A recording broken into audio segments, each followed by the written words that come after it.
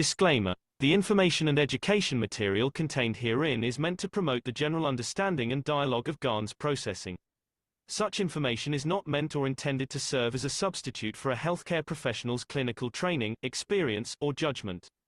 For patients and individuals, such information is not to be a substitute for professional medical, therapeutic, or healthcare advice or counseling.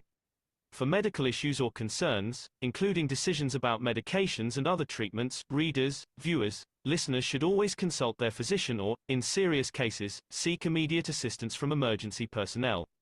Prescription information, procedures, and use of medical devices information should be undertaken only by properly trained and certified medical personnel. We specifically disclaim any warranties, express or implied, including implied warranties of merchantability or fitness for a particular purpose.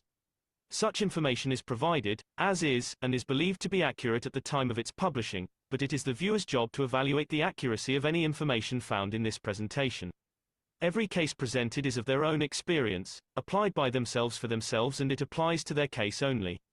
Every person experiencing health problems should seek professional medical advice and consult their course of treatment with a doctor.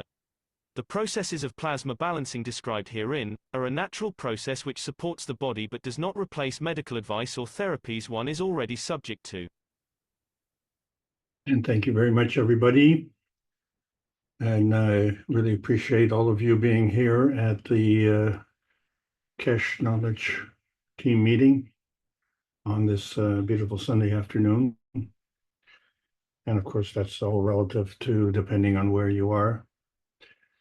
We are bringing together very important subjects and trying to understand them because we have thousands and thousands of hours of teaching that we're trying to condense. And so this becomes a challenge for all of us, but it also becomes a challenge for the new knowledge seekers because they have to absorb all this. So we need to create a forum to allow new knowledge seekers to come in because we need more teachers and we need more knowledge seekers. We actually don't have enough on this planet, and that is the truth. This is the Keshe Foundation Spaceship Institute Teachings on Plasma Science. We are in the advanced transition stage, and we will be talking about digestion. My name is Alexander. I'm from Canada. It is August the 4th, 2024. This is the Keshe Foundation North America Plasma Education Series. So we have been continuing this for several years. There's been a sequence trying to add more and more knowledge without going off the deep end, if you will. But we have to move ahead because the knowledge and the understanding of the knowledge is having a greater impact on our society as it is today. And so it becomes very, very important for us to ask the definitive questions about how life is created on this planet. And we get comfortable, right? We're on that hesitancy highway because that's the lowest energy state. So we need to know that first. And even though sometimes we work life and life is very hard, it's a lot easier when you get up on the horse. But that was the old thinking.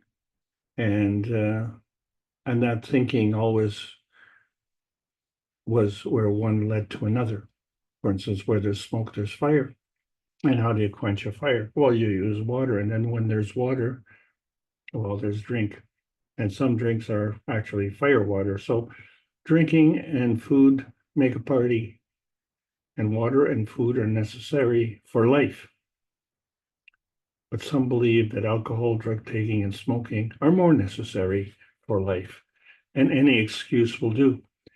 And so here we are is searching for outer space, and we see that there are no microbes in outer space. Well, then there's no digestion along the plasma highway to our pie in the sky. And how are we going to digest that pie when we don't have the microbes to facilitate that? So we have to better understand the teachings of Keshe as outlined in book number 1, The Universal Order of Creation of Matters, and then book number 2, The Structure of the Light, which takes us from matter to matter. And then, of course, there's book number 3, where we see the origin of the universe. And is book number 3, shouldn't book number 3 be book number 1? But then we understand that there's more. When the one creates more, well, what happens when there's more?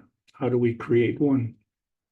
So if we are going to another planet, do we say that we're from Chicago or Paris? Or do we say that we're from Venezuela or China? Or do we say that we're from one company or another company? They don't know that, and they don't care. And it doesn't matter what kind of historical impact you make, because that historical impact is only for your planet. That's the one planet. And on that one planet, when you talk to another planet, they only see you as one nation, one race. And in our planet, our race is for justice, world peace.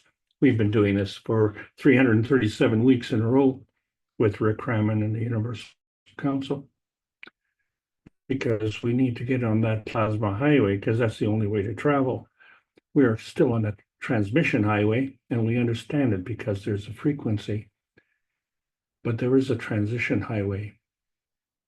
And on that transition highway, we can go to the plasma highway or come back down to the transmission highway. That's why they call it the transition highway. And so when we look at our MAGRAPH pie chart and we see that the speed of light is a constant transmission, but it's not, because it has variable transitions. And we say, well, it's a constant transmission, but we have variable colors. So that's a fact. And then, of course, we see the fingerprints of the universe, and it's 99% hydrogen. Well, what is the rest of the universe? And so a lot of us treat it as garbage. And then within that universe, where exactly are you? Since we're part of the whole universe, right now, we are on Earth. Where were we before? Where will we be after?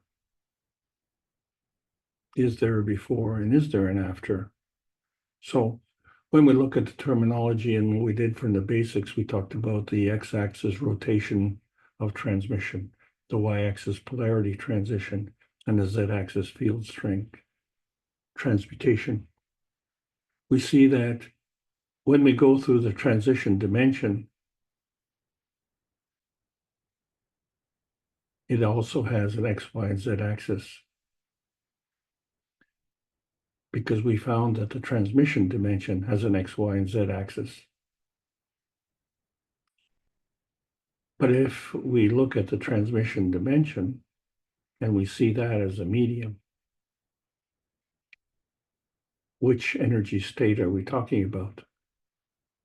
And in order to understand that, we have to understand how to go from one state to another. So that becomes the transition dimensions, and you can't go there without being in some kind of stable position. And it is that stable position that allows us for us to carry that message. And so what is that message? So it must be contained somehow in the forces.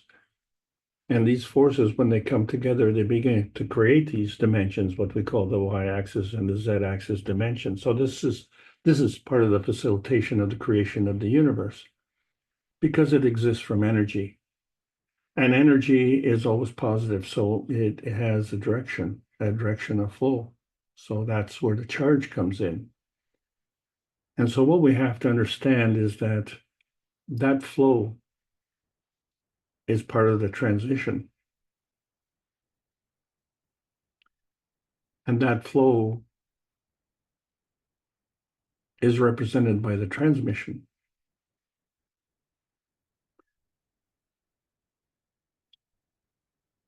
Which transmission?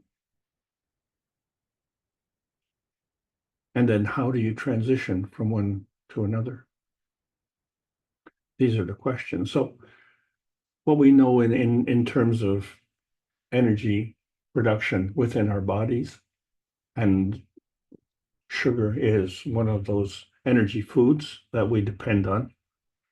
And we see that our goal plan is to have a hexagonal gravitational structure. But to facilitate, we have a pentagonal magnetical structure. And so there's a polar flipping back and forth. And as that flipping is going, it creates this twisting motion. And how we do this twisting motion is determined by susceptibility. But that susceptibility has a cause. The susceptibility allows the cause to have an effect. So in other words, when we create this pattern, that pattern is a template. And since we're always moving, it doesn't just go round and round, it goes in a spherical stretch.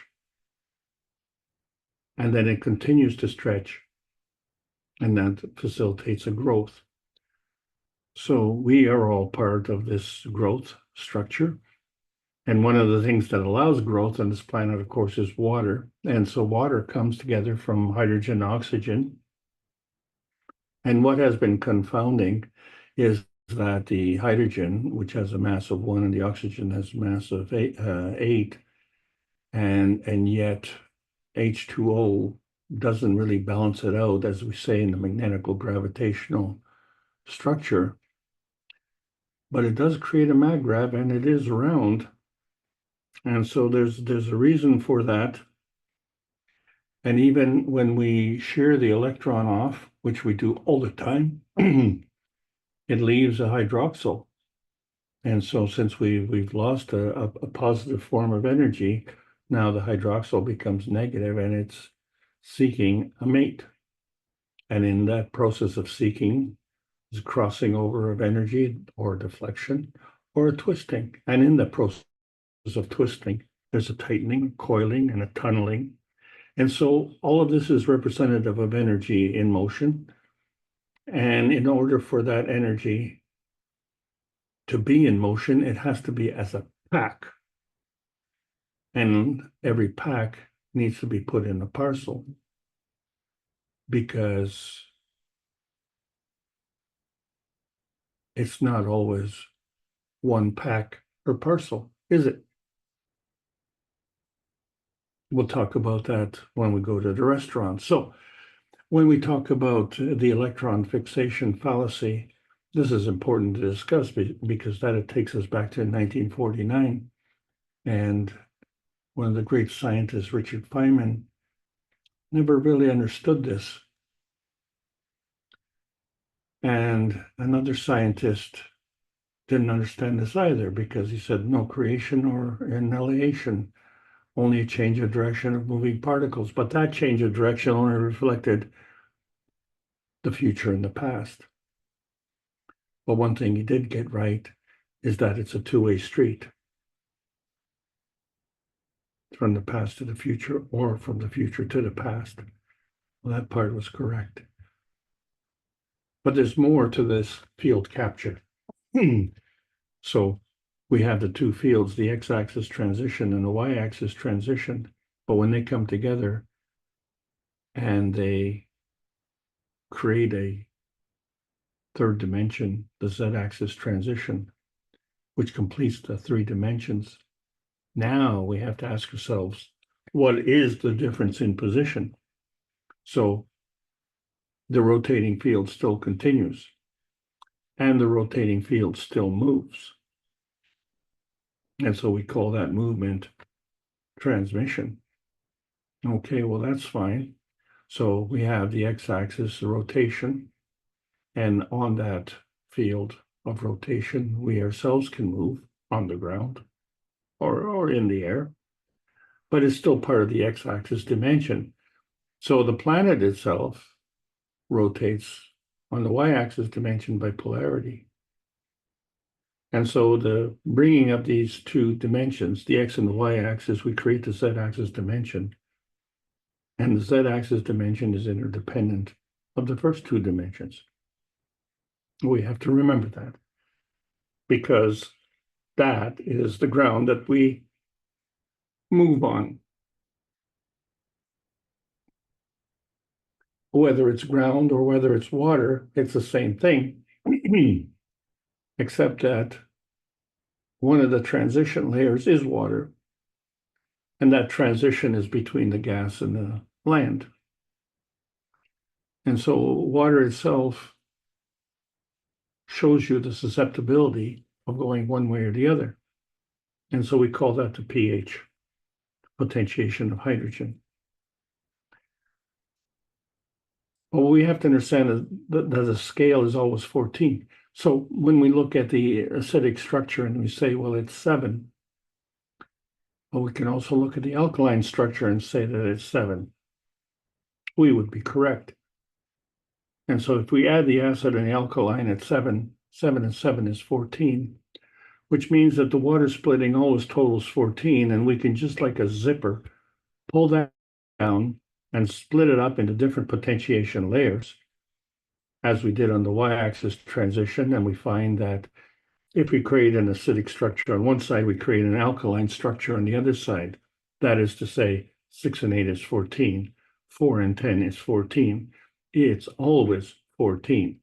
And so it doesn't matter what the total of the pH is. The question still remains is, well, how do we move along the different pH levels? Because isn't that what we see here? We see only the x-axis dimension along the ground or above the ground, and somehow we can move from one to the other, but we haven't answered that question. So we have to take into consideration the pH transition. And so that's a combination of peaks and valleys, but there has to be a gathering of the forces. And so a peak at 4 brings you a peak at 10, and a trough at 5 gives you a trough at 9.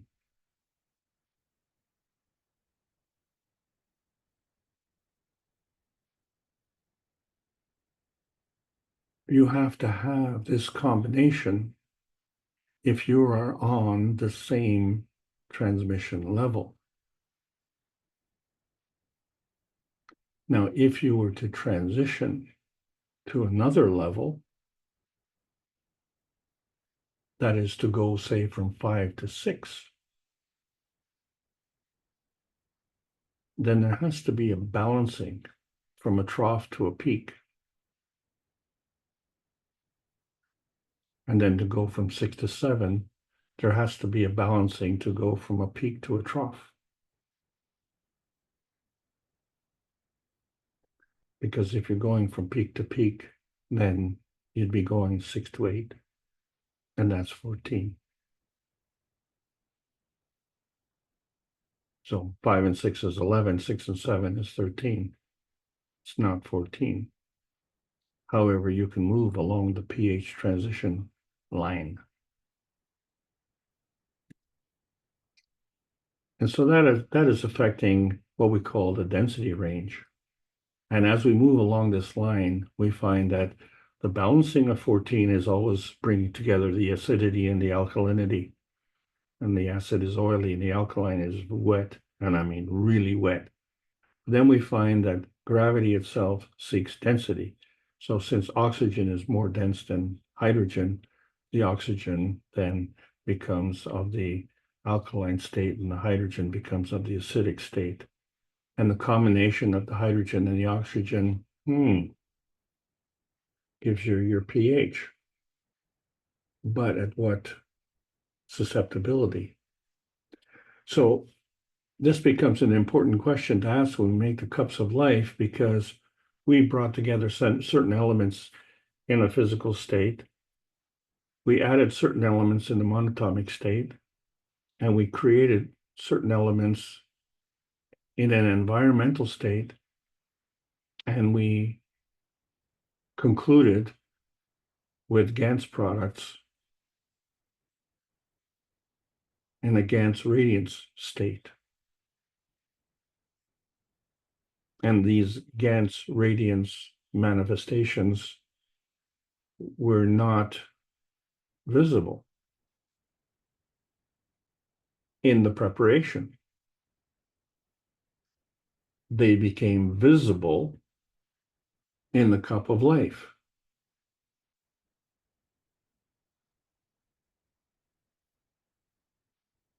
And we created different Ganses. And this is kind of important too, because there is a cause for having different Ganses. CO2, calcium, zinc, copper, amino acid, water, and there are relationships. And so as we go through these teachings, not just my classes, but all the classes, they're all saying the same thing. The cups of life were not the cups of pandemic.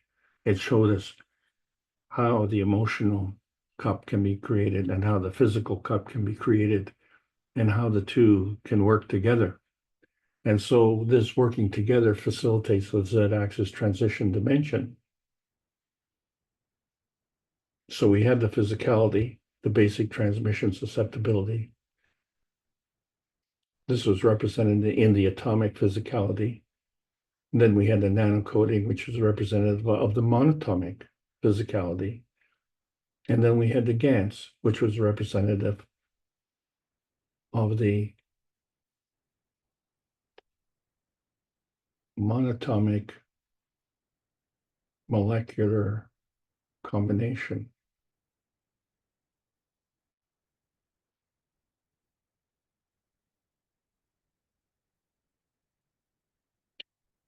And although they were all Gans, they were different Ganses. So when we talk about absorbing energy, and that energy comes from the principal matter and how it comes together in an energy parceling unit. And in that parceling unit are multiple energy packs.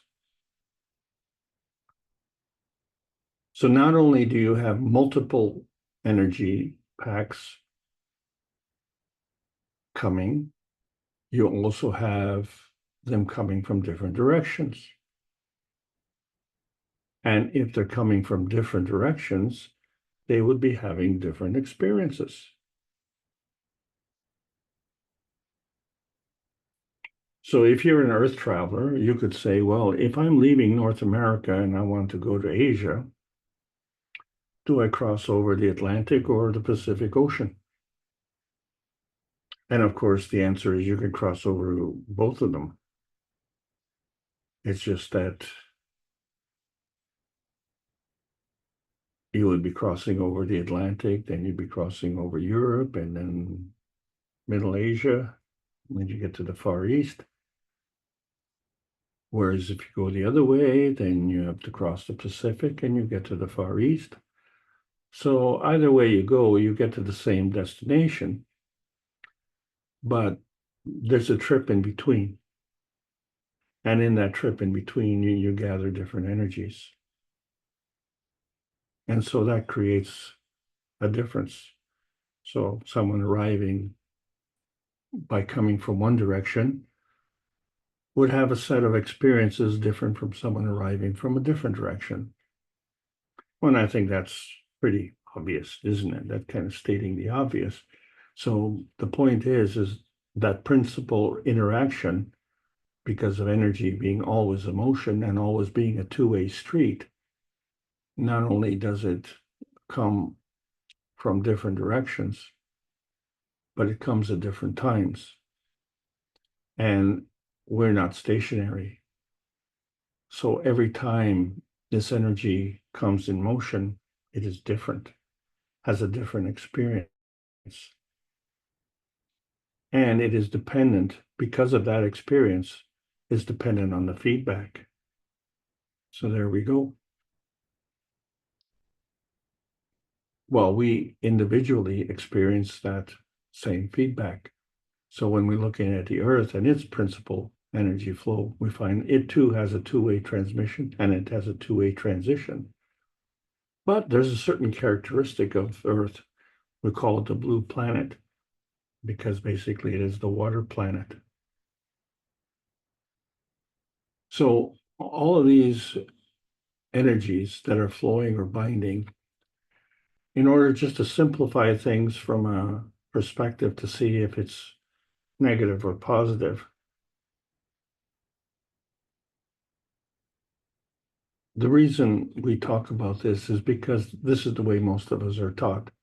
And this was extremely confusing until we made a definite rule. And so the negative gives and the positive takes. And the question is, can you give and take from yourself? Well, obviously, yes, you can. But that kind of limits all your choices, doesn't it? But if you give and take from others, then you have different possibilities.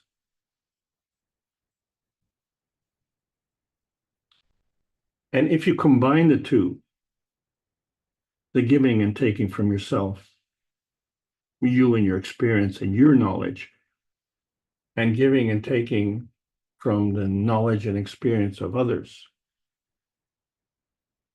combined with your discernment, you can decide which energy to give and which energy to take, and which energy will be flowing or which energy will be binding.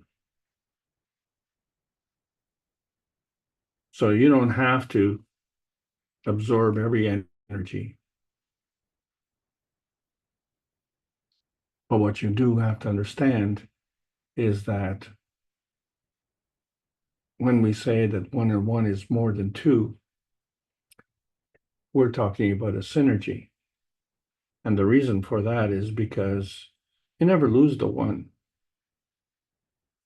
And then is the first one the same as the second one?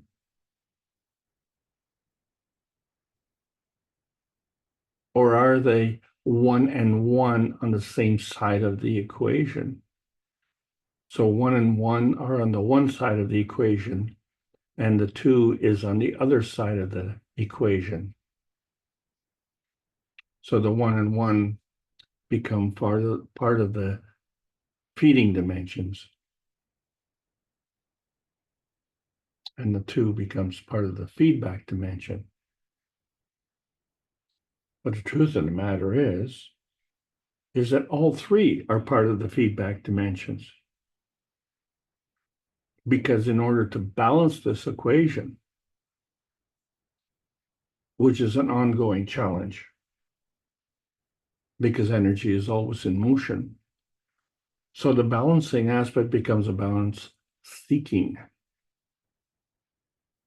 And in many ways, when we're looking at this equation, we are not part of the equation. We are just the observers. But we are also the fudgers. So these dimensions, when we say feeding dimensions, they're feeding us. And the feedback of these dimensions is the feedback from us.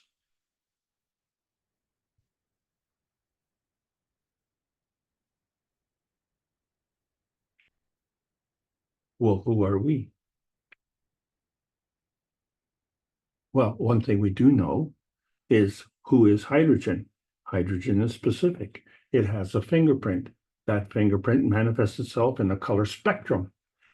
And so when we look at that spectrum, we can identify and say, yep, that's hydrogen. And so we have a gravitational confirmation of the arrival of hydrogen. Oh, yeah? And where did it come from? And so we see that the gravitational arrival comes from the interaction of the magnetical force fields of the sun and the earth and the interaction thereof. Well, wait a second. If it came from the earth, then how can it arrive back to the earth? Well, maybe there's another input, such as from the universal magnetical force field.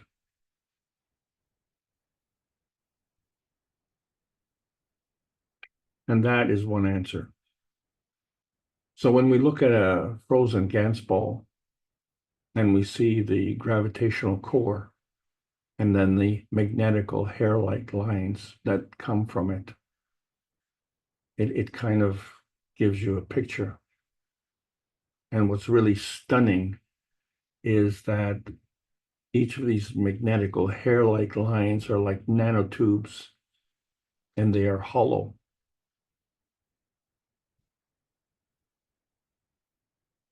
It is because of the hollowness that we can see them.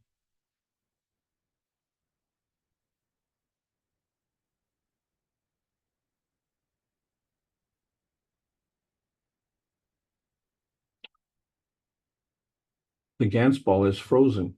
It's solid. The nanotubes are hollow.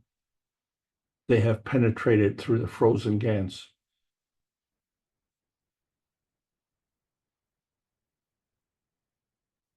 How is that possible? So then we see the amino acid star formation. Created by a folding deviation. By what? What created that?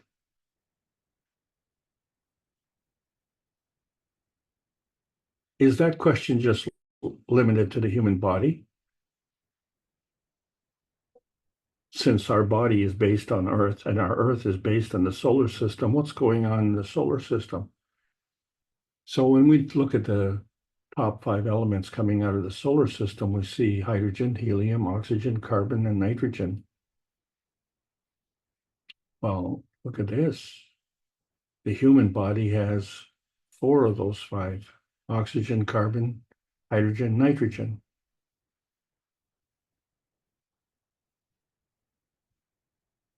There's a common denominator, and it's not just one. And why is this a folding deviation? Because 3 amino acids form a chain, and the 4th one folds over. And based on how it folds over, it has to follow a pattern. And so it creates a coiling and a spiral growth. And if it can continue just in one dimension, then it creates a tubular form artifact, like a nanotube that we saw in the frozen Gans. But if it goes in all 3 dimensions, then we start to create cells. And so these are the basic structural and functional units of all forms of life. And these cells have a membrane, and within that membrane is the cytoplasm. And in that cytoplasm are organelles, each with a specific function. So the cells themselves are capable of replication, protein synthesis, and motility.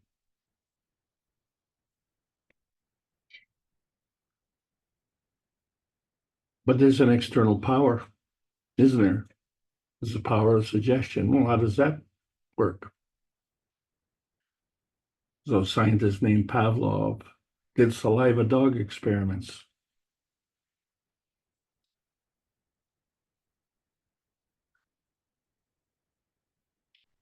An acquaintance of mine did dog experiments. Every time you walk by the cage or the fence of the guard dog, the dog that was guarding his property, he would yell at the dog and kick at the fence and make the dog very hyper. And I guess this is a, very crude Pavlov experiment that wasn't, harsh like that. And I thought to myself, you have now entered the experiment yourself, and you've created an environment where the dog absolutely hates you. So let's hope that dog doesn't get out of the fence. Because the dog will forget that he's a guard dog of the property and he's going to want to eat you. But that's his choice. Because obviously he has no value for the dog other than for protecting his property. So there you have the power of suggestion. But there are other powers of suggestion we see in movie theaters. You know, our movie theater is just a place for entertainment, or they become a form of suggestion. And one of the experiments, of course, that they used to do in movies is to have advertising. Well, when I say used to do, what they used to do is subliminal advertising, which is basically outlawed. But, you know, there are so many laws and so many people are breaking those laws. One has to wonder if there's any subliminal advertising being carried on today. There's nobody to regulate it. But, you know, like the Pavlov dogs, I hear the dinner bell. So let's also go to a restaurant, okay? Maybe we can have a party at this restaurant. Well, maybe it would be better if it was a restaurant bar. Yeah, there's a bar with alcohol. Yeah, or maybe forget the restaurant. Let's do a bar and grill. Yeah, because we like our food nano-coated. Makes it easier to digest. So, okay, well, let's have this little party, shall we? So we walk into this restaurant or this place of eating, and the server comes and gives you a menu. But you're not the only customer. There are a bunch of customers in there. And the reason they give you a menu is because there's not only just the one thing, there's a bunch of things. And so you get to choose, and the server will take your order, deliver it to the kitchen. The kitchen will prepare your food, and then the server will deliver your food. Oh, that's nice. So I'll take your order and I'll give you your food. And so the customer will give the order and take the food. And of course, the kitchen will take the order and give the food. So everybody has a give and take position in here. But in the ideal situation, if you had item one, the menu, and you had a customer seated at table one, would they order item number one? Well, what would be the point of having a menu, right? Or would it be mandatory for them to know what you were going to order and make sure that if you were going to order the item in menu one, that you sit at table number one? Well, that's not the way the restaurant works. Isn't that ridiculous? But in a fast food restaurant, you may not have too many things on the menu. So sometimes it's really comical when you server takes your order. So what would you like? Well, I think I'd like number one on the menu. Okay. So really what they're asking is, how many of number one would you like? Would you like one burger or would you like two? Would you like the medium fries or would you like the large? So the customers all can sit at different tables. And so they're all getting the same thing. And the reason I call this a fast food restaurant is because that's the pattern, right? And so a good server will work with that pattern, making sure that they take your order quickly and deliver your food very quickly. And then, of course, you want to eat very quickly and get out of there. So, and so does the restaurant, so that they can what they call turnover. But What is the difference between a fast food restaurant and a gourmet restaurant? Well, so that depends on the food preparation person.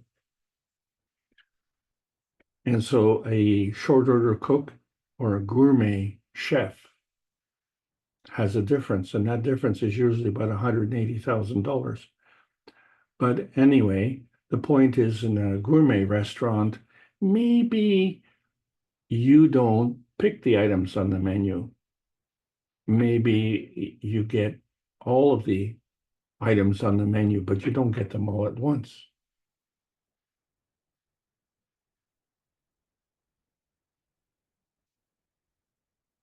There's a reason.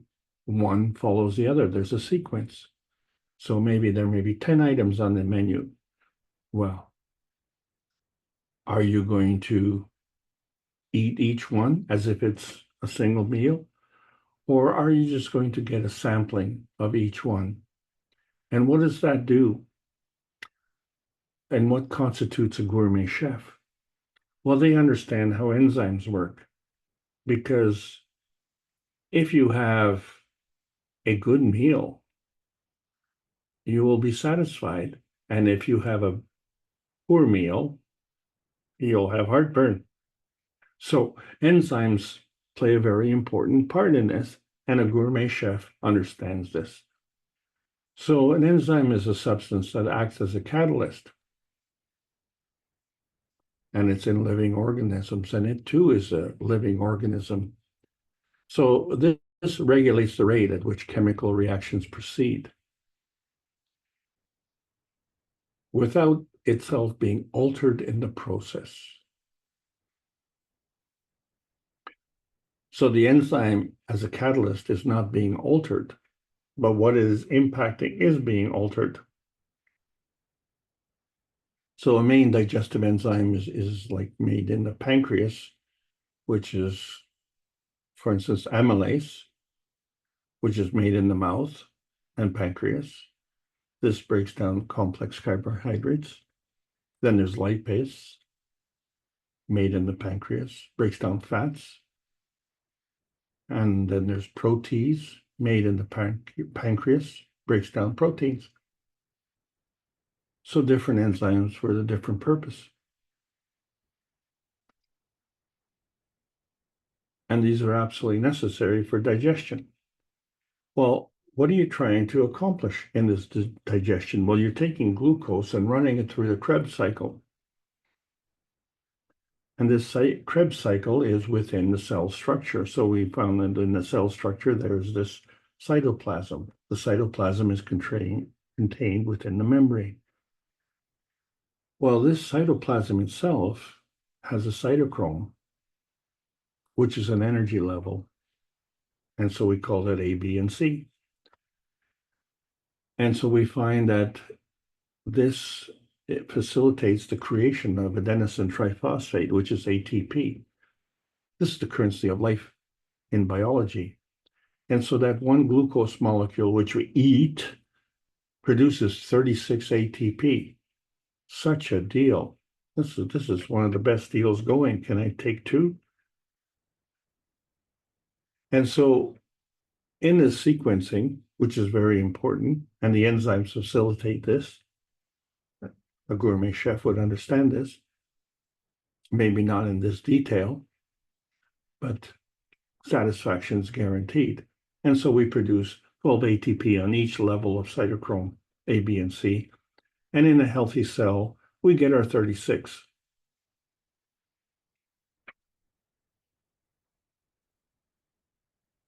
In an unhealthy cell, however, and it kind of doesn't matter what we eat, because we end up with a shortage, 26 ATP. And we find that the transition zone, the cytochrome B, is deficient. And we found that this condition is considered an anaerobic condition.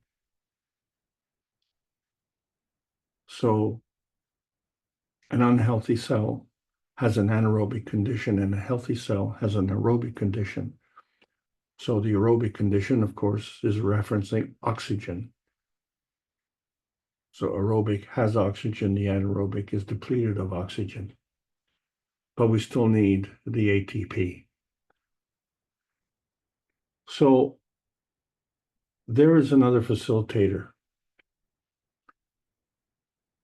Nicotinamide adenine dinucleotide, NAD for very short. This is a coenzyme, and it's important for metabolism. And it's found in all living cells. And it's called a dinucleotide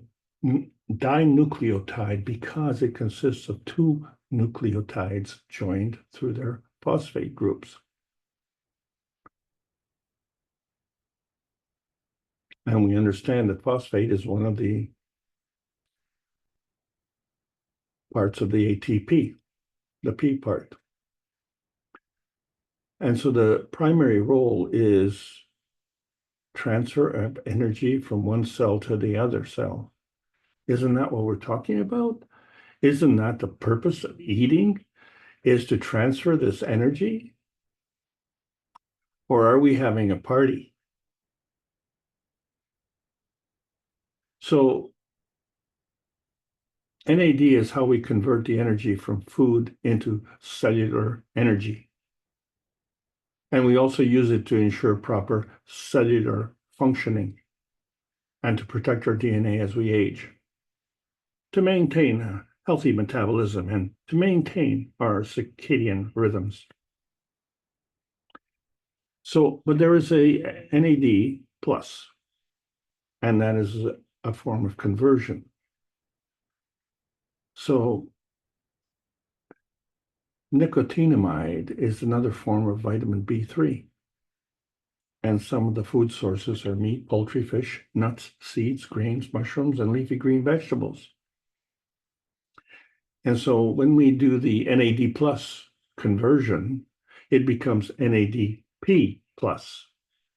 And so there's that star formation, that tetrahedron phosphate linked up to 4 oxygens.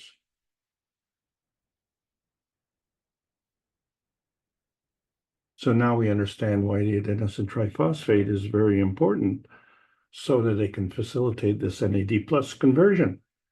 Okay, so you can't have one without the other. So there is there's distinct functionality. And so we find that the what's going on here. So the NAD plus is different from the NADP plus. And both of these molecules play crucial roles in cellular metabolism. Let's remember that metabolism is the casting out. So the functions are distinct. So the NAD plus is primarily catabolic, or what we call glycolysis, and a citric acid cycle, which is, produces eventually the ATP. It's part of the Krebs cycle.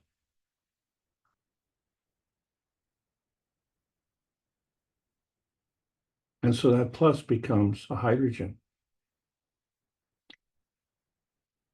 NADH. On the other hand, the NADP participates in anabolic reactions. So those include fatty acid and nucleic acid synthesis. It acts as a reducing agent. It provides the necessary electrons for these biosynthetic processes. So let's remember that catabolic, what does it mean? It promotes the metabolic activity concerned with the breakdown of complex molecules. So we have to digest the food, right? Such as proteins or lipids, and it helps the release of energy within the organism. That's what we want. We want that energy in motion. What is the anabolic process? Well, that's tissue building, and that's mainly muscle.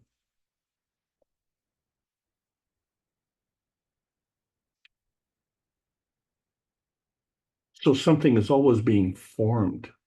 And so we see that this all became from the convergence of the hydrogen and the oxygen, which through the GANS process created the amino acid, through the folding process created the protein. And so we eat protein and we break it down and we use that energy to create protein, to build it up. And then there's also a diabolic process. This process is extremely evil or cruel. It throws a kind of point of view on waste. So when we eat, one of the byproducts of what we eat is waste, and we pass that. The diabolic process may see humans as waste, which is what makes it diabolic. But, for our purposes, we have enzymes which are called lysosomes. Sometimes they're referred to as suicide bags of the cell, where they become part of the cell waste disposal system, right? We want to cast this out and throw it away wherever that away is. Also sometimes referred to as demolition squads. They sound very destructive. They're found in all animal cells, but they're most numerous in disease-fighting cells such as white blood cells. And this is because the white blood cells must digest more material than other types of cells in their quest to battle bacteria, viruses, and other foreign intruders. In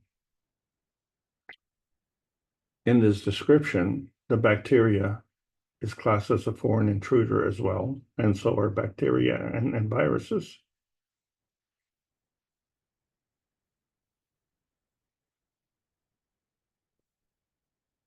So the lysosomes themselves are membrane enclosed, but they're organelles, and they contain an array of enzymes capable of breaking down all types of biological polymers. So biological polymers, well, if it folds, it's a protein.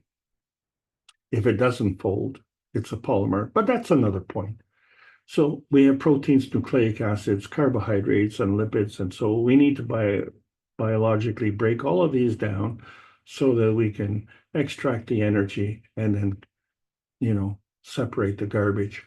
And so when we look at these lysosomes themselves, well, they're kind of like a round ball, and they have a plasma membrane. And then on this membrane, there are these transport proteins. And inside, there's an enzyme mixture. And so these enzyme mixtures facilitate these lysosomes to literally digest stuff. And of course, within our body, we need to digest that food, right? That's why we went to the restaurant, to have some food. And the problem is that we need to secrete gastric juices. And these gastric juices feed the bacteria in our gut. And so what we found is that without these microbes within our gut, the digestion is not possible. So we understand how harmful antibacterial agents can be if they're not used properly. But when we look at the nature of gastric juices, we find that there are acids, salts, and enzymes. And so there are glands that produce this, and so they're called digestive enzymes. But they include hydrochloric acid, mucus, and bicarbonate. And these are important for absorbing nutrients. And it's amazing, 3 to 4 liters of gastric juice are made each day. So we're very busy. But the thing about oxalic acid is that it has a pH range of 1.27 to 4.27. Hydrochloric acid is at 2.4. And, from our school experiments, we know that it can be a very nasty substance. You don't want to pour hydrochloric acid on your skin. You need to wear protective clothing. And so here we have oxalic acid, which is even more, by at least an order of magnitude more acidic. And this is in our stomach. So a chemical that we can't put on our skin because it would burn. We have a stronger chemical than that in our stomach, and it doesn't burn. It facilitates the digestion of food. And so somehow there's a movement through this pH range. And the result that we see is a difference in the relationship between hydrogen, carbon, and oxygen.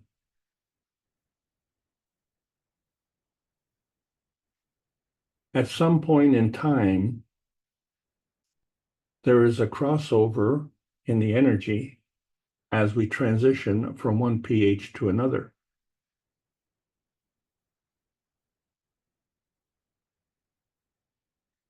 And so we find that there is a balance, that if you go from a lower pH to a higher pH, there's a diminishing of one pH and there's an increase of the other pH. And then if you go back, it's the same thing.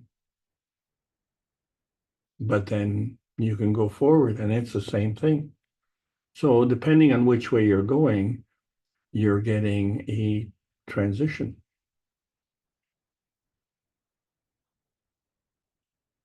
So do we have enough knowledge to figure out how to do this transition? Or why don't we just, carry on with this party and let's trust the bacteria, okay? Because you see, the bacteria understands that in order for it to live, it requires a host. And in order for the host to live, it needs an oxygen abundant environment. So that bacteria supports the host.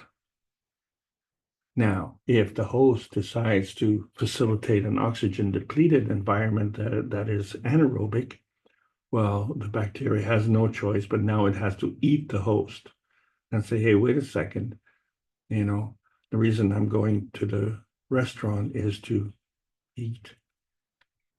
And so we find that the lion, when he is catching his prey, the first thing he does is he eats the guts first. Why? Because he's seeking the beneficial digestive enzymes. So the enzymes that are within the gut of the prey are more for the benefit of the prey than they are for the predator. Which is to say that the digestive enzymes of the prey are different from the digestive enzymes of the predator. I wonder what plasma school this lion went to. But anyway, so the reason they eat these digestive enzymes is because, let's understand just a moment, the digestive enzymes facilitate ATP production in an aerobic state. Oh, yes, of course. The lion has killed the prey. This becomes an anaerobic state. Well, guess what? These enzymes eat the host. And the lion is also eating the host. So it would be beneficial to the lion to have the beneficial digestive enzymes to eat the host. And once he has those in his gut, then he can eat the rest of the host.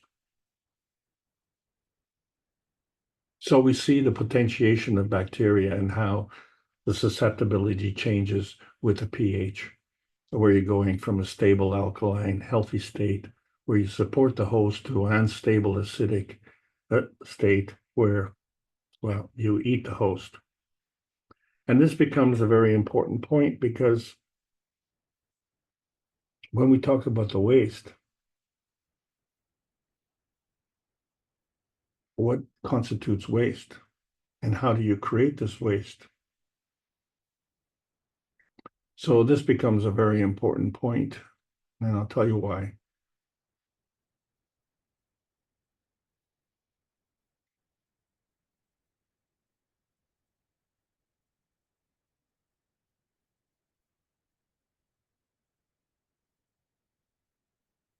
The waste is not just the bulk of the food that we eat.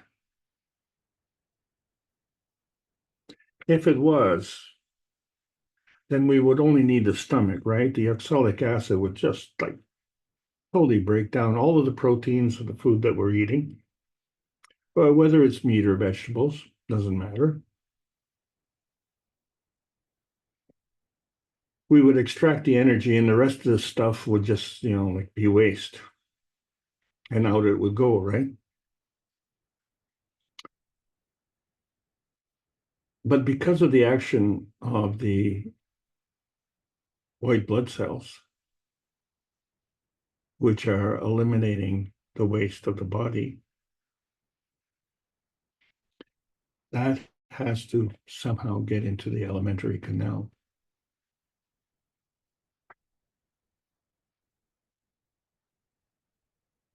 So the transfer of energy, which facilitates the production of nutrients within the body,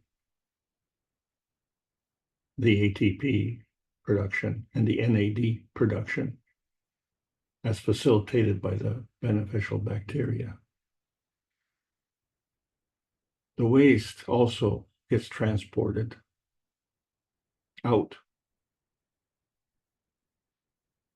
And there's a different kind of bacteria there, isn't there? That converts that energy into waste.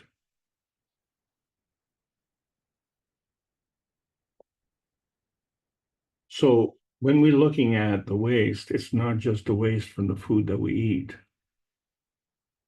but it's a waste from the activity of the physical life on this planet. So if you're an athlete or a construction worker, you're obviously breaking down a lot of cells. So those cells have to be, the damaged cells have to be removed, and they have to be replaced. This is the recovery. This is why we sleep, to recover our physicality. In the process of recovering our physicality, we reinvigorate the healthy cells and we eliminate the damaged tissue. This damaged tissue is then converted to waste. So what we're missing in the waste product is the addition of the energy manifestation into waste. This becomes very important. Then what we have is that this waste, then we just kind of drop it off wherever it goes. And it's a good thing that we have this bacteria in our body, which is anaerobic, because when that waste ends up dropping on the earth, well, the digestive enzymes eat the host. And so not only do we find the waste disappear, but even we find roadkill disappear in 9 days if we don't physically remove it.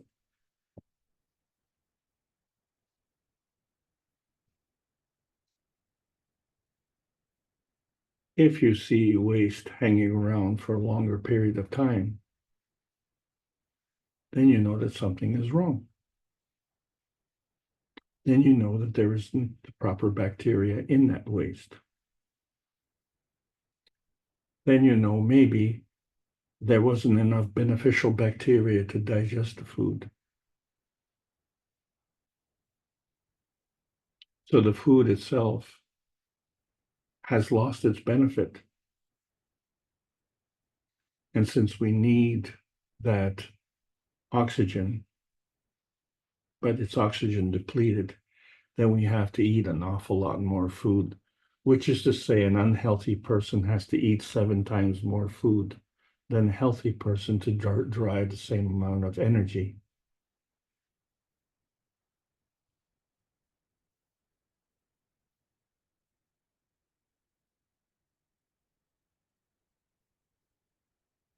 So that energy that is within us, and this is what we see with the bacteria.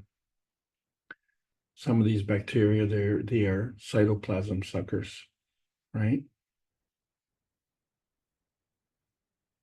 So they take what's inside the cell and they suck the living energy out of that cell. And what they're left with is a waste product. That waste product has to get into the alimentary canal, doesn't it?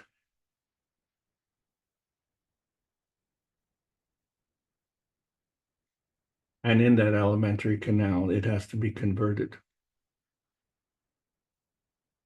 So what happens to these microbes?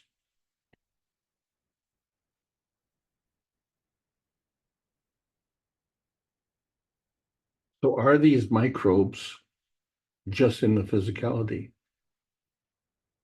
And so this becomes an interesting point because either they suck the cytoplasm out, which would be a form artifact of what is wrong with that cell, or a macrophage will engulf a foreign cell.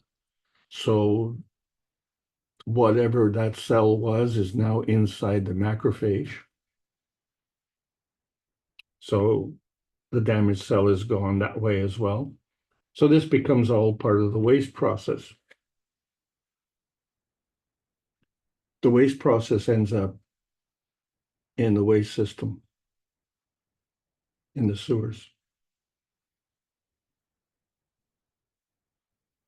And I couldn't understand, before they did all the testing during the lockdowns, they had already determined where an outbreak was. And then we found that they were checking the waste.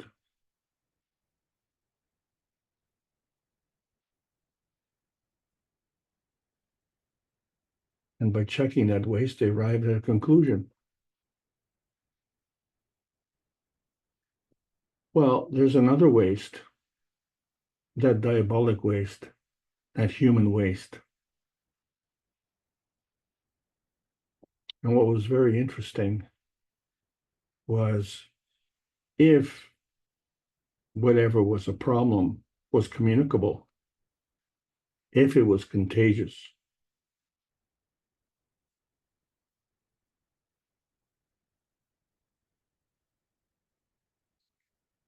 were only the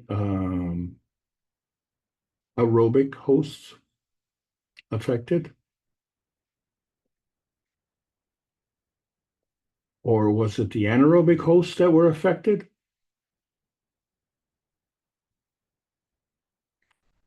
But the morticians are aerobic hosts. And they were handling these anaerobic cadavers.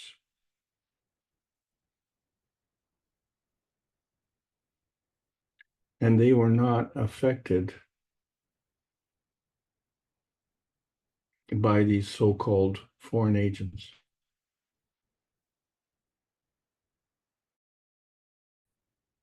Strange.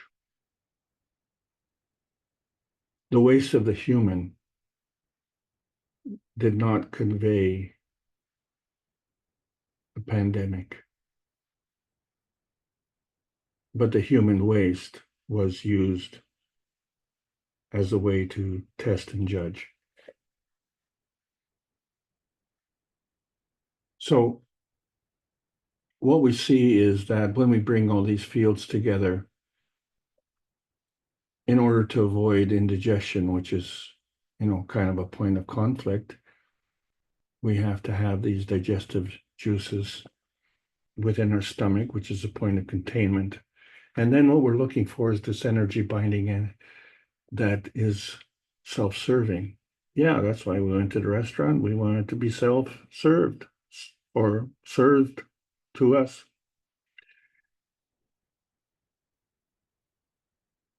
But in our society, we do this at the expense of others, and this has to stop because everyone is self-serving. Everyone wants to eat at the table.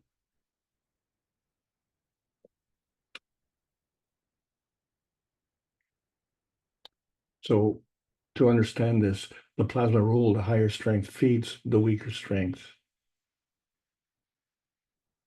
That's how we move from that conflict point to that binding point.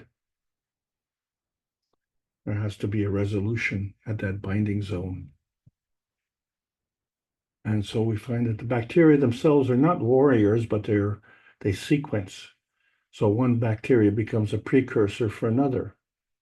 And so we see that in nature, just to convert a stagnant swamp, it takes 6 weeks to create beneficial bacteria.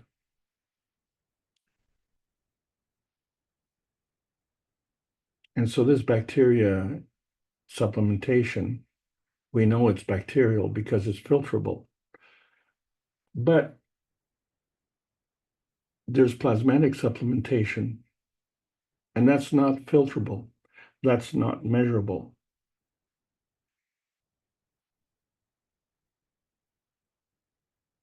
But that's not taken into account, is it? But it needs to be taken into account because it's part of the sequencing. The gravitational force fields of attraction, that's part of the feedback. The magnetical force fields of repulsion, that's part of the feeding. And you're the last man standing, so you have the choice. Well, which restaurant do you want to eat from? And how come a restaurant becomes better than home-cooked food? So we have the choice to turn on and turn off the feeding, and we can increase or decrease the strength. And we can also enhance and diminish our positioning. So the stronger feeds the weaker.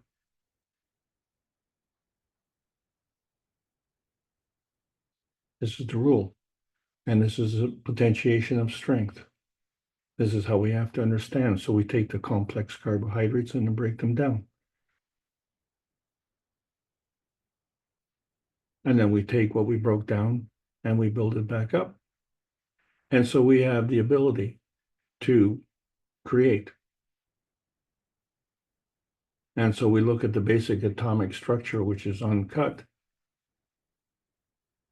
But did we decide which atomic structure? Because they're not all the same size.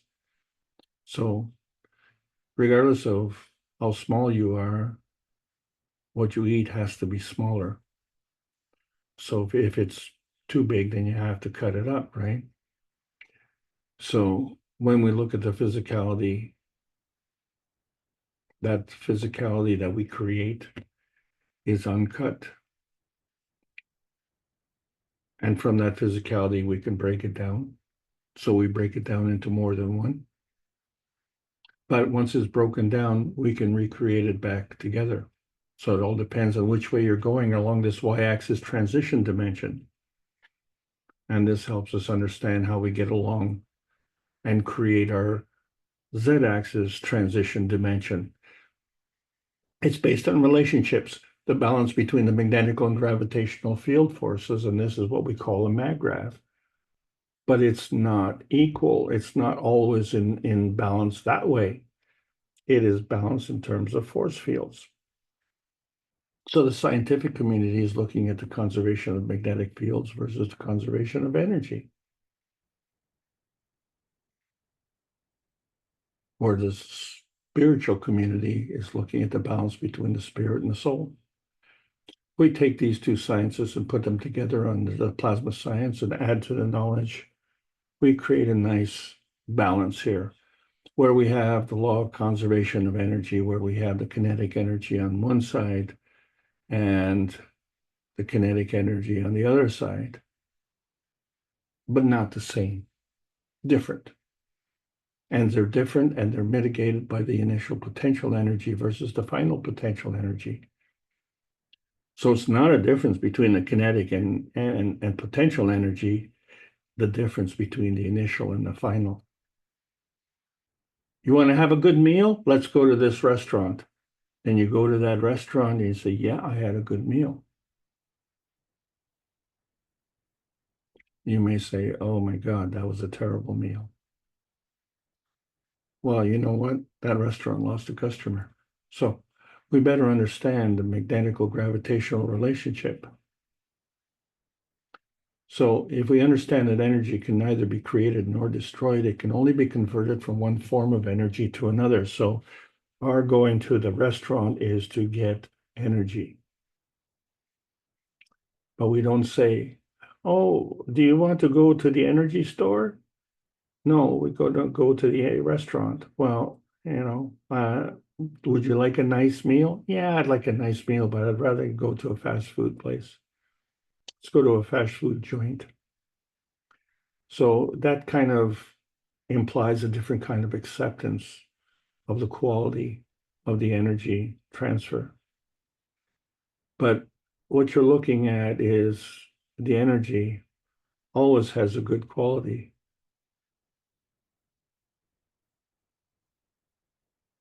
Because the quality of the energy is not dependent on the physicality.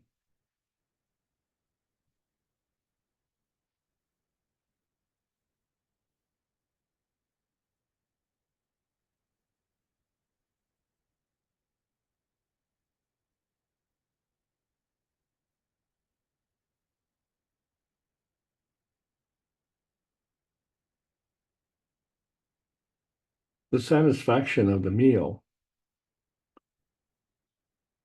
is the Magritte point. And whatever you've done, you've exchanged energy between the initial and the final energy.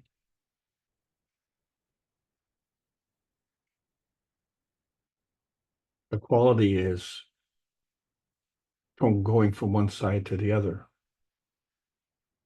But that what you've created in terms of energy is the energy of the universe. And that is universal.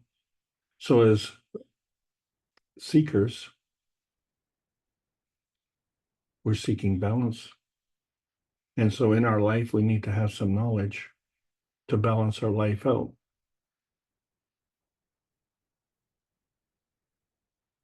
And as I started on this journey, my own personal journey to seek knowledge, it was very unsettling because many of the things that I was depending on for my gravitational stability eroded below my feet.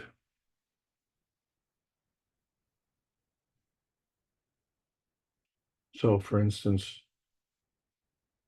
if we look at in our restaurant, we have a server taking our order and then designing that order in the kitchen and then delivering it to us.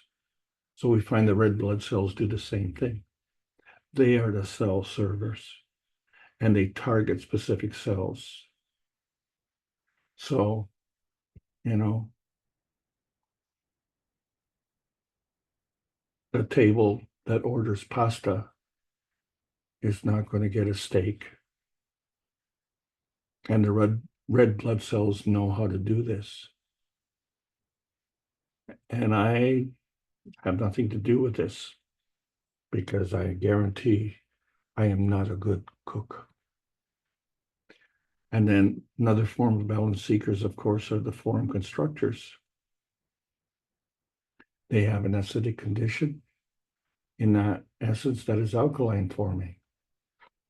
So when we look at the oxalic acid in the stomach, they say, well, it's not burning my stomach.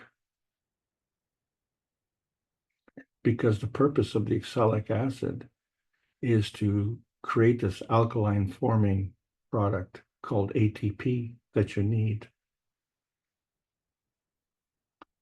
to create from that glucose molecule 36 ATP.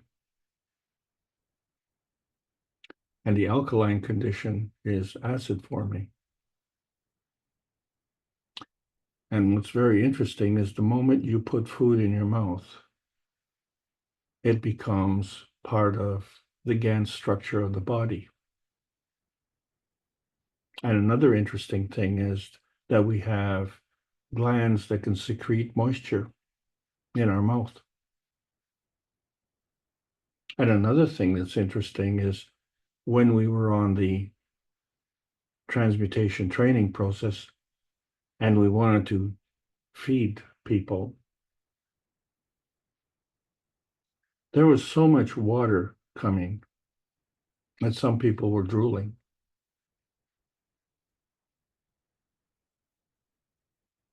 There was so much food being formed that people were enjoying the Chinese buffet.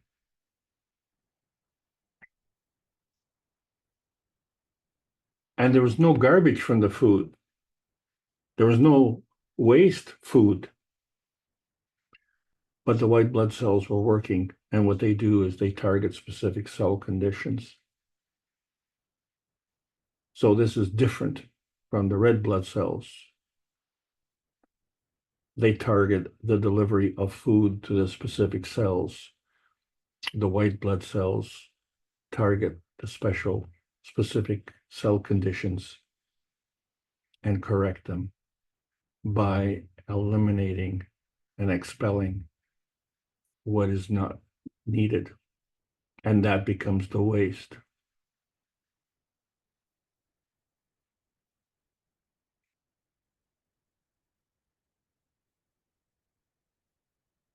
I don't think most of us get a chance to prove that. Most of us carry around an awful lot of waste. So we now can look at these lysosomes in a different way because they break down these macromolecules into constituent parts for recycling. They have inside hydrolase enzymes that digest the proteins, the nucleic acids, the lipids, and the complex sugars.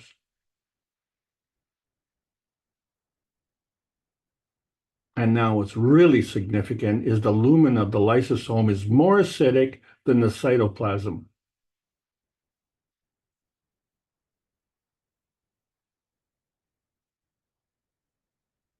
The cytoplasm is gravitational. The lumen is magnetical.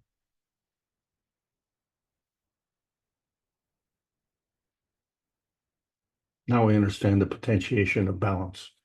We're going from the gravitational stability of an alkaline state to the magnetical stability of an acidic state, and all points in between. And once we have this acidic state, then that becomes acid forming.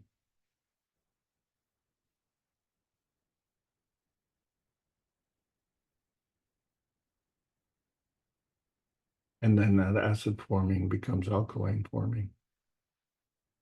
And then the cycle repeats. And there's a crossing over, isn't there? A kind of twisting, isn't there? A kind of pole flipping, isn't there? A pole flipping between the horizontal field of the x-axis and the vertical field of the y-axis polarity, which facilitates the spherical field of the z-axis polarity. And there's no garbage field. There is no garbage. So it all depends on our point of view. So when you see a locust swarm, is that a party or is that a disaster? And what about the next party? Maybe that could be a disaster waiting to happen. That's not guaranteed. It all depends on its gravitational conformation. If it's aerobic and it's bringing in aerobic healthy condition, the locust will not touch it. This is the whole purpose of having beneficial bacteria. They support the host. So when we're looking at our feedback summary, we see, oh, we went to a restaurant and we had the satisfaction of a very fine meal.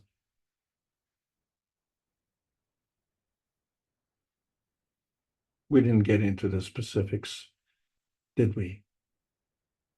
We just looked at the sounds, the sight, the light, the heat, the pressure, the luster, the superficiality, the laminar containment. So all of these were part of the x-axis transmission dimension transition, and the y-axis transition dimension transmission.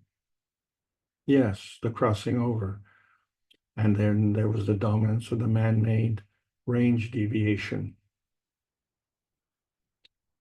So the good news for us is that there are no microbes in outer space because they were already quarantined. Just like us, we're quarantined on this Earth space spherical z-axis, which is a transition form artifact. And we call it life. And we think we understand how it is. Let's go to a restaurant, sit down and talk about it. And then we see that, well, what we're doing is we're exploring the matter plasma dimensions, one which is physical, one which is plasmatic. But man is feedback dominant. Well,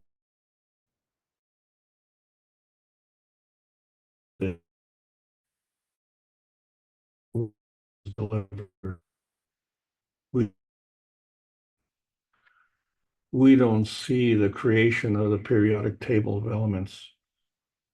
We just get the finished product. Is it hydrogen, carbon, nitrogen, and oxygen? Or is it gold?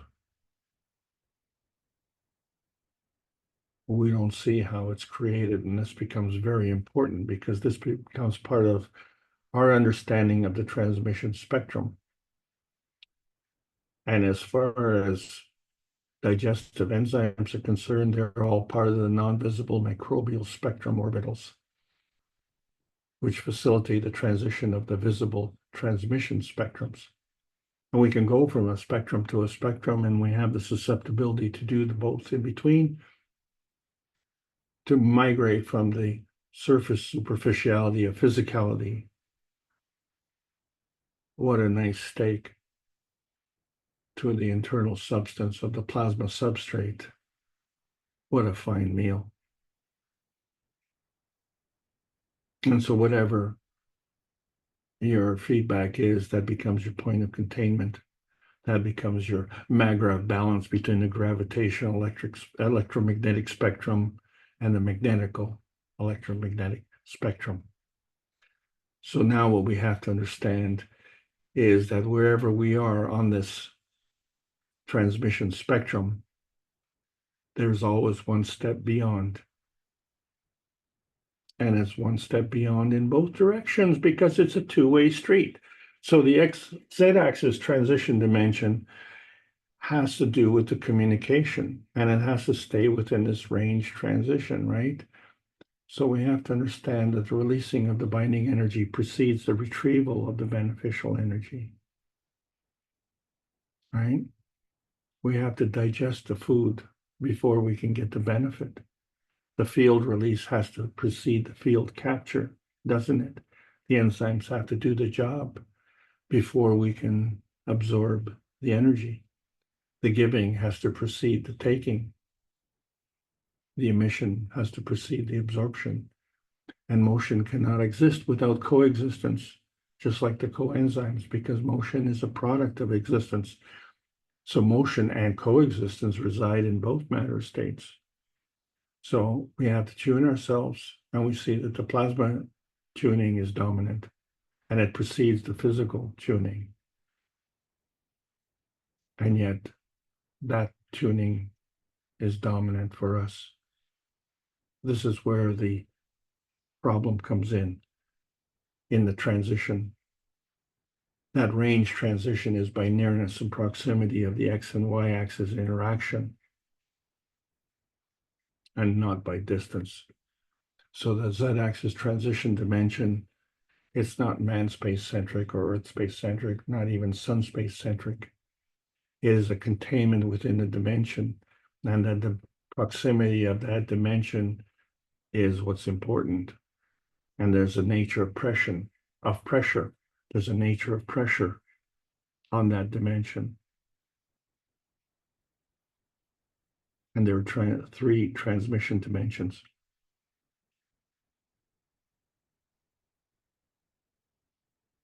We haven't discussed what the message is and how the message is contained. We're still trying to figure out which transmission dimension is within the folding deviation. So we say, well, the digestion is of food, energy, and waste.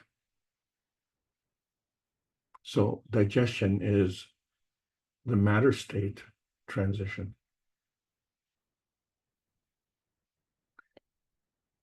And as part of the blueprint state, we find that the microbes facilitate field balancing through the digestion process. And we see that every state is uncut, whether it's on the lowest energy of physicality or the highest energy state.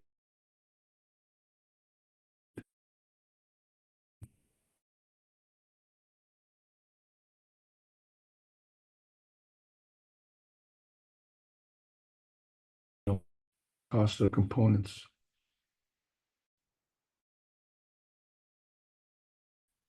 There's the preparer of the food in the kitchen. And don't forget about the people who deliver the supplies to the restaurant.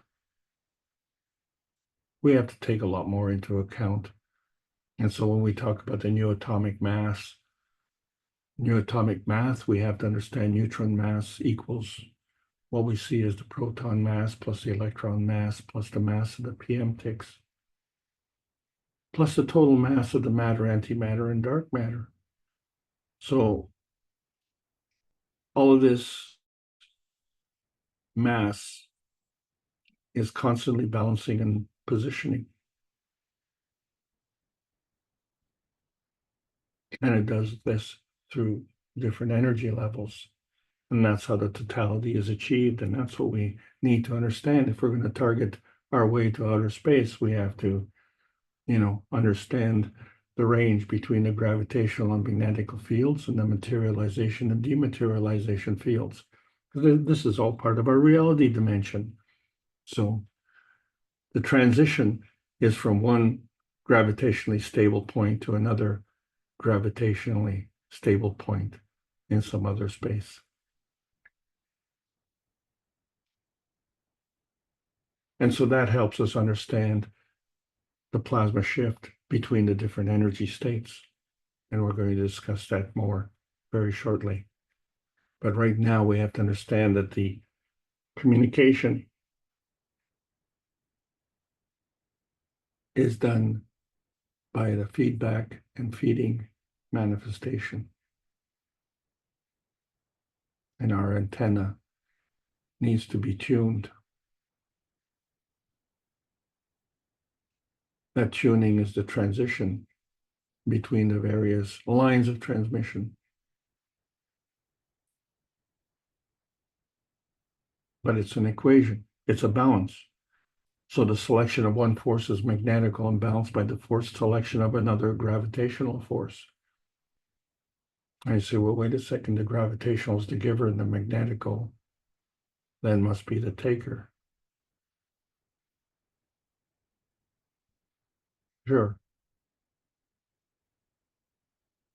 The gravitational force is the feeding force. And as it feeds to the magnetical,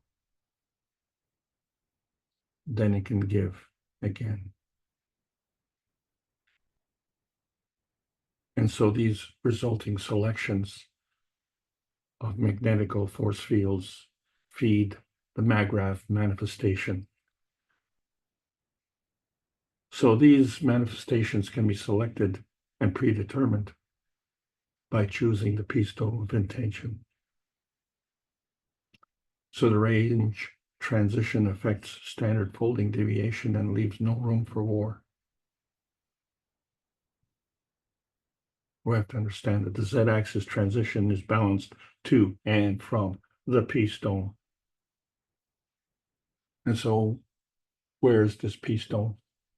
So we have to understand that the plasma balance is engulfed within the knowledge and wisdom, because that gives us deeper insight. And experience will change a man's perspective. It allows us to reflect on life.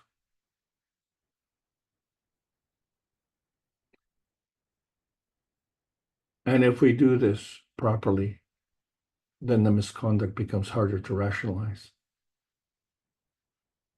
Any historical reference becomes meaningless.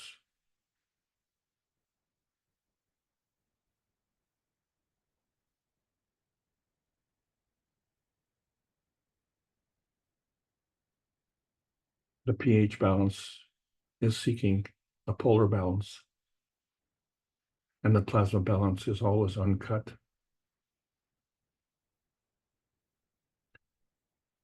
And so this is something to reflect upon. So when we look at the pH of the magrav, and we see that there are many points on the perspective scale, when we look at the many points on the polar scale, but there are two scales.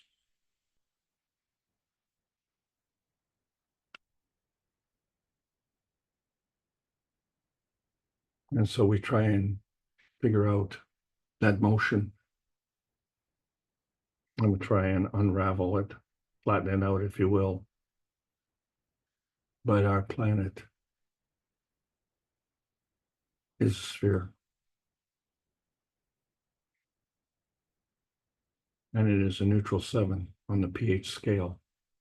It's a bountiful planet. It provides everything. But the bloodletting is turning the planet red. We have to balance it out with the pH of peace, as you can see in the many points of the dove. Whatever you do with the pH of peace, it always balances out to 14. So we are now doing the transmutation testing, and we're getting ready for the second of a series of 4, starting this month. The transmutation test to understand how well we learned our lessons. And we need more lessons to learn. We have more things to discover. We're just really in kindergarten, aren't we? So the research teams are being called out. Join them. This is the new frontier, because since March 15th of 2024, we have a new selection of process for making choices to go from that bountiful space of our space to that transmutation space of outer space.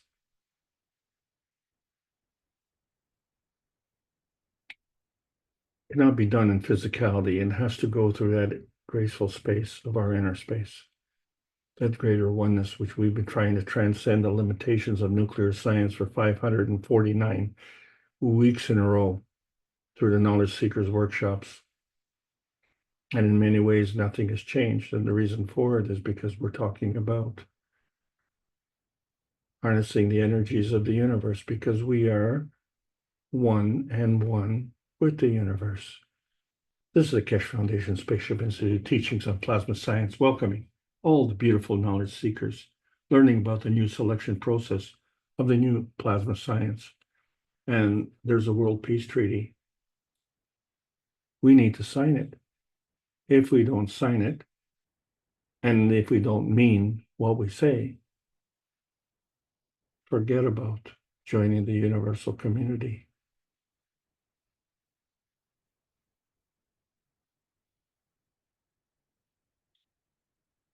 We are already part of the universal community. So what causes the transition of this Z-axis dimension? And is the man the reactor of a 3-dimensional universe? And can man find heaven through the field transition? Can man go into outer space without a peace dome? Answer these questions, because microbes cannot transition the dimensions of history. Here's another question. Can we digest a new process of plasmatic field in the physical transmission dimensions? How about that?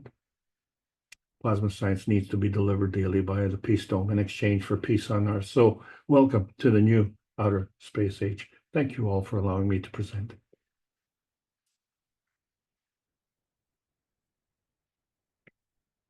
Okay, thank you, Alex. I mean, that was quite a large meal you served up here. It may take some time to digest.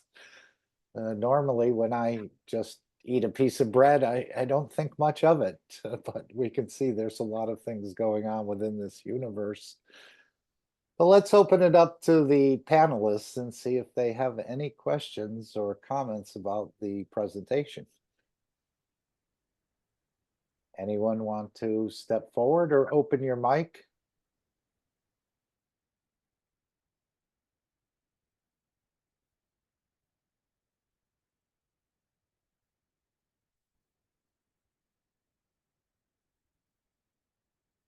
There's a lot to digest, and the meeting's gone on for a long time.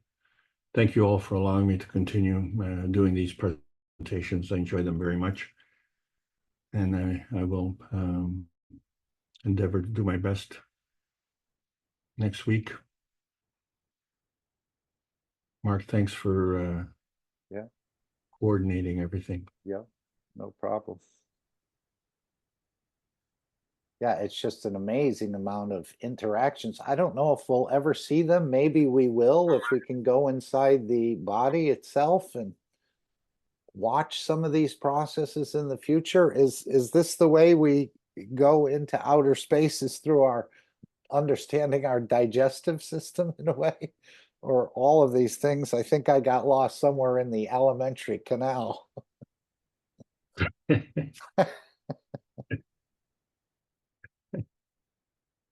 Okay. Gail is ready. Yes, Come on Gail. in. I don't know if I am. I understand from what Mr. Cash says that, yes, we're going to change the way we look a lot. And I mean, the physicality. So does it mean, you know, when you look at all the things that our body does to actually get to the energy state, so all of this will kind of like it will continue to do digestion and all sorts of things, but not in a matter state.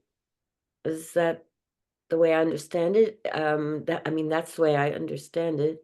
And when you look at our solar system and you sort of make an analogy that it has different things that it does. One planet may be a digestive system, so on. So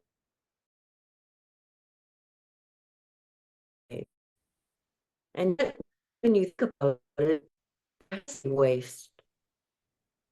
Otherwise, there wouldn't be any more matter state. And in the universe, it's less than 5% is in the matter state. Very interesting. I don't know if I've said it properly, but Okay, first of all, yes, you have said it properly. So let's give ourselves some credit. You're doing a fabulous job. Okay, that's a terrific question, and you need to have confidence. I'm not scolding you. I'm just saying this is something that we have to have confidence in our knowledge. definitely. And you have an extensive amount of knowledge, so there's no reason to apologize for the question. It just becomes a matter of applying our knowledge and understanding that, first of all, if you have a spherical mag graph and you look at our conformity, the only thing that is kind of corresponding to the spherical nature is our crown. And even then we sometimes want to put a ring around it. But the thing is that the top part of the head, and because of the situation with the blood, that's what solves the problem for us. The blood circulates around the brain, but the blood circulates throughout the body. And so what was a discovery for me, and not too long ago, and I did a class on that, was to understand that in the facilitation or the creation of the matter state in physicality, the heart preceded the brain. I thought that was very interesting, but considering that we're looking at preparation of the physical state, then we have to prepare the heart, because the heart is intimately associated with the circulatory system of the blood. But what I only found out recently was that the blood itself does not carry a buffet in every cell. And every red blood cell, and I can't tell them all apart, they all kind of look the same, but each red blood cell is a conveyor, is a hostess, if you will, is a waitress, a server, delivering nutrients.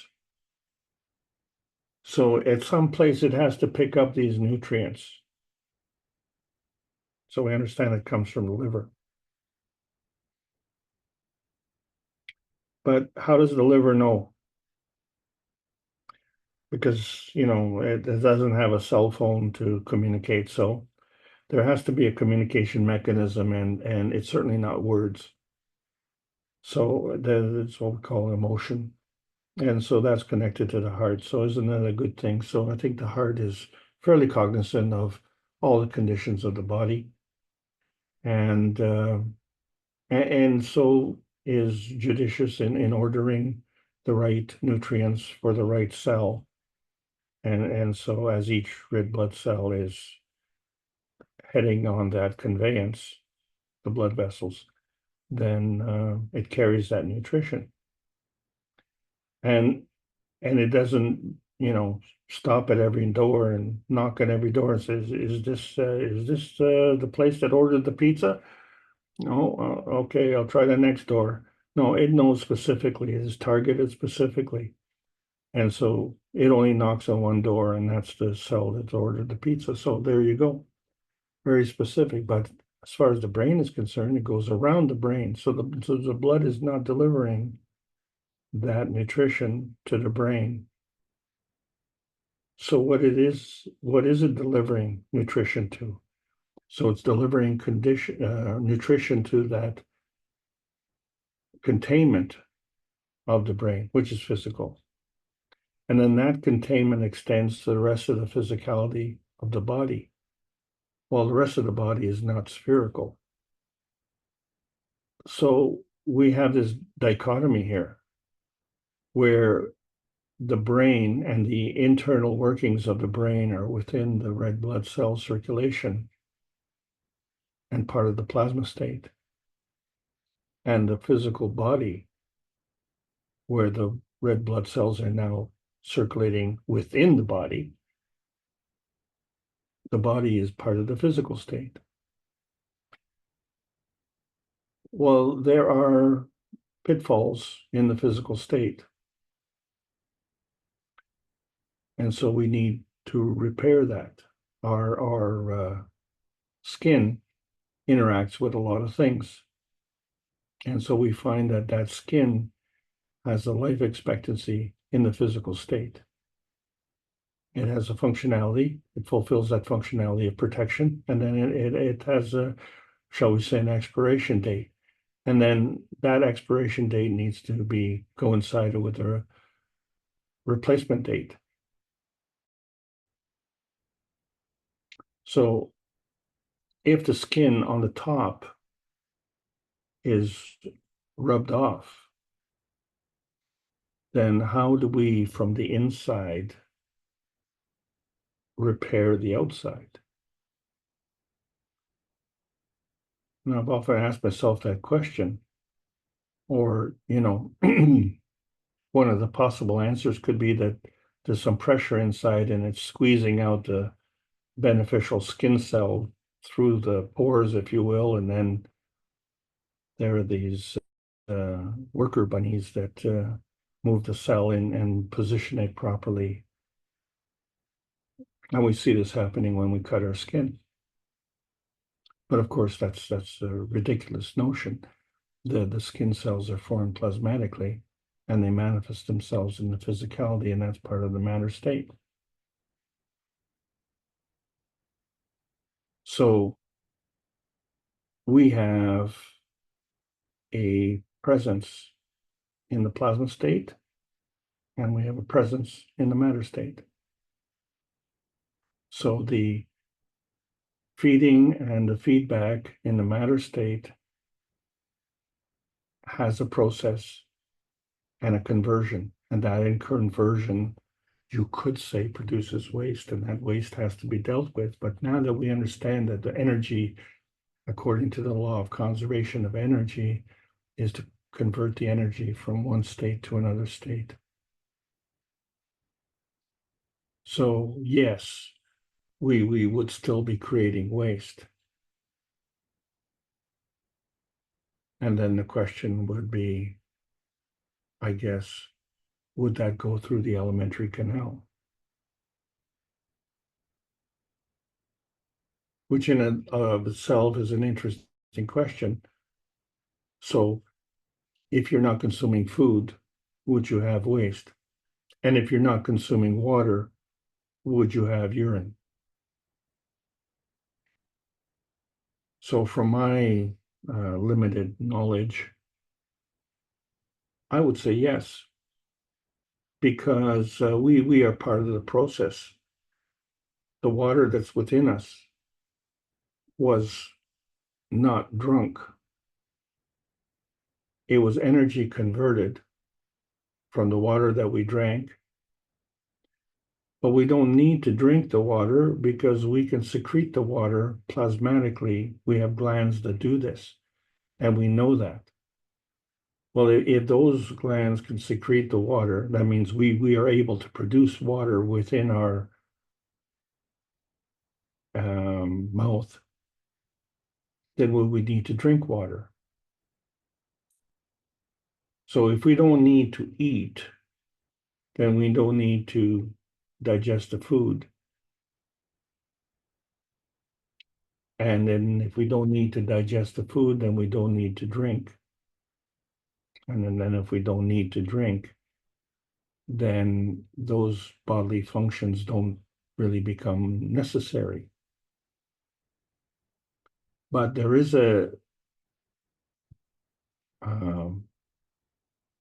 there's a real benefit in the physical state. And I think this is a real tragedy, because we are part of the universal community already, but we are in quarantine because of our misconduct. So the whole thing is that the attraction was that we have come to heaven on earth, and we are treating it like a big garbage dump. And because of that rudeness, we ourselves are being treated as garbage, which, is also rude. And so we justify ourselves that way. We have to understand how energy is transferred. We have to understand that we are not here, just to have a party. We want to have a party, but do we have to leave a mess behind? The enjoyment of the party is not measured by how much garbage we produce. Unless you're a university student in North America, then the more garbage you produce, the better the party. This is the kind of wrong thinking that we have, and it's totally unfortunate, because it sets us up for life that way, isn't it? Oh, I don't want that. I'll just throw it away.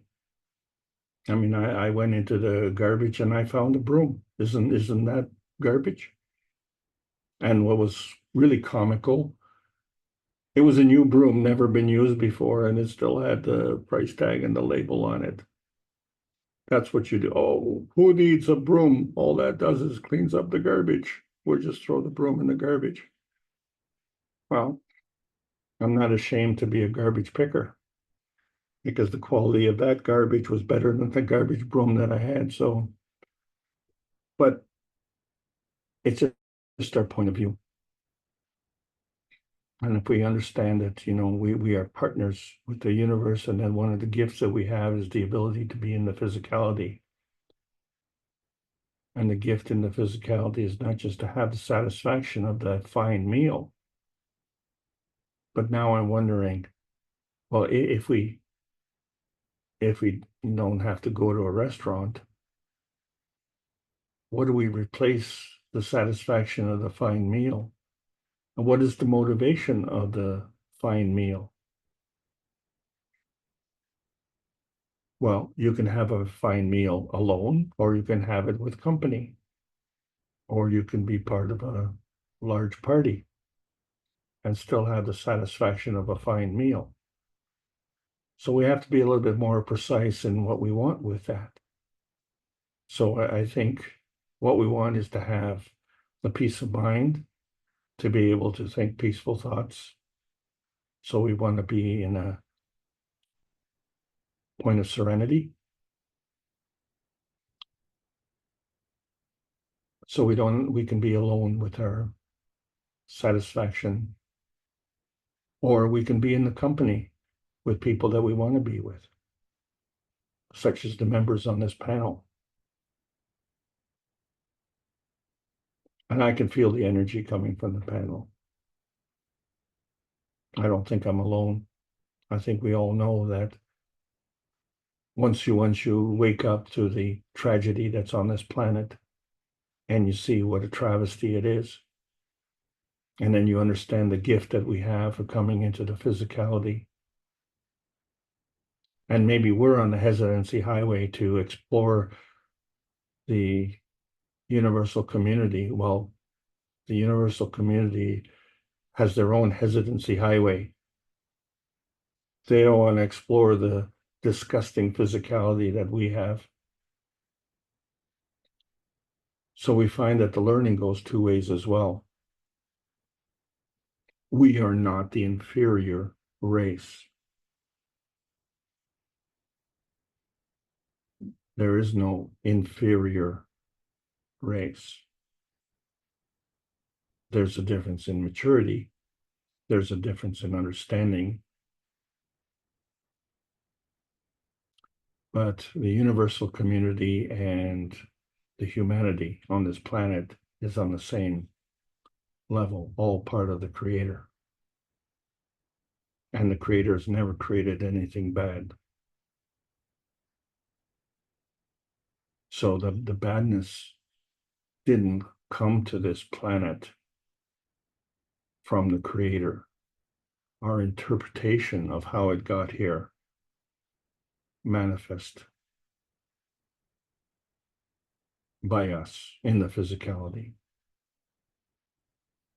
And so we were not going to correct that through our physicality. We're not going to be able to just carry plastic bags around and go pick up all the garbage all over the place. That's a noble effort. It shows, a change in philosophy. I'm not going to throw that on the ground. I'm going to pick it up instead. But that doesn't balance everything else out, because there's other kinds of abuse. There's emotional abuse, seniors abuse, child abuse, women abuse, nation abuse. And this is all part of the maladies on this planet that need to be rectified. In our body, we have the white blood cells that do this. Who's going to do this on this planet? I'll tell you what, if we all left this planet, I think the planet would do a fine job all by itself. But, you know, we are a gift to the planet as well. So we should act like a gift. You know, we should be humble and responsible. And each has to do our share within our capability. So the feeding from our plasma state on the hemisphere that's within our brain has to be balanced by the physical state of our body in the outwardly unbalanced hemisphere of our physicality. Wouldn't call it hemisphere, I would call it kind of hemi-microbe or macrobe. Maybe we have to come up with a new word for it to jive. Nevertheless, I think you understand. Exchange of energies are transitioning dimensions and field states. And we have to be more skillful in doing that. So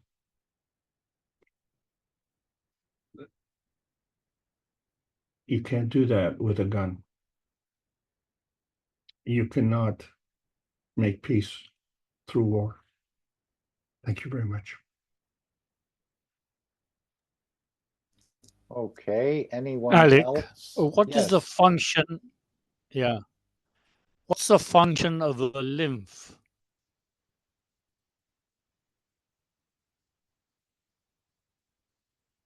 John, it's the function of the lymph is to it comes in contact with every cell. The blood cells, the red blood what cells does it don't. carry? Well, they carry lysosomes.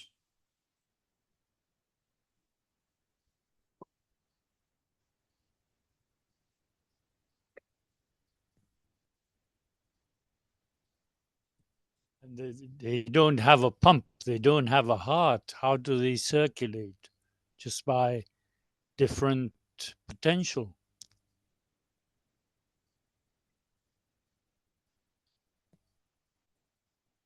From my old school learning, it's the muscles that contract and thereby move lymph. And there's one-way valves in the lymph system. So when there's pressure exerted on the lymph, on the lymph system, then it gets moved in one way. And the other thing that I learned, I don't know, I was asleep during part of the session, so very well rested and repeating something or contradicting something. In my learning, the lymph carries a lot of nutrients and it carries away garbage too. And then it goes through connects to the kidneys. That's 50-year-old learning. So I don't know how up to date that is. Oh, it's very up to date. And that's an excellent point. But the definitive point for me between the white blood cells and the red blood cells is I couldn't figure out how the red blood cells were delivering this. How did they know how to deliver this? And so the answer would be some kind of plasmatic communication. And so specifically to answer your question, John, then how do the white blood cells know where to go? Again, there has to be this communication. So this communication could be the lack of communication, right? Because if the communication is enhanced through the healthy cells and it's inhibited with the unhealthy cells. So the lack of communication is a signal. And I don't think we're in tune with that so much. So fortunately for us, the white blood cells are in tune with that. And they're the ones that come in contact with each and every cell. So as Irmgard says, yes. So they're delivering nutrients and they're also taking away waste. And so you deliver one and you take away the other. So it's a giving and taking. So every chemical transaction, if you will, is a give and take. every motion is a give and take, and the facilitation of these motions cannot be in the physical state. The pumping action of the muscles and exercise certainly helps with the circulation, helps with the digestion and everything else. So any motion creates a giving and taking. And in that process, any motion begins a domino effect. It's like a raindrop in the water. As soon as it hits the water, it creates ripples, and they spread out magnetically. And so when they spread out, they affect what's nearby. And so there's a pressure. And we see that pressure manifested in waves.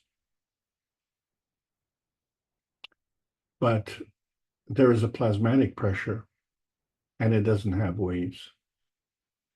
So we find that if we want to have balance, one of the most important things in our bodies to maintain balance is the tips of our toes, because they have to balance our weight, don't they? All the weight of the body, whether you consider it overweight or underweight, that weight has to be balanced, and then we move. So to maintain our vertical position, then the toes are always in action. And how do they adjust? Because the balancing point seems to be within our ears. Well, the toes are a long way from the ears, unless you're one of those contortionists. But most of us aren't. And so when we walk, our feet are on the ground and our ears are in our head. And so there's a communication between the two. And it has to be very rapid, doesn't it? You see that with Olympic athletes.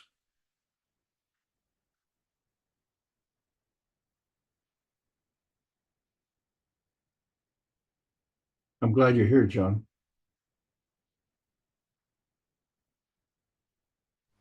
Thanks for your teachings.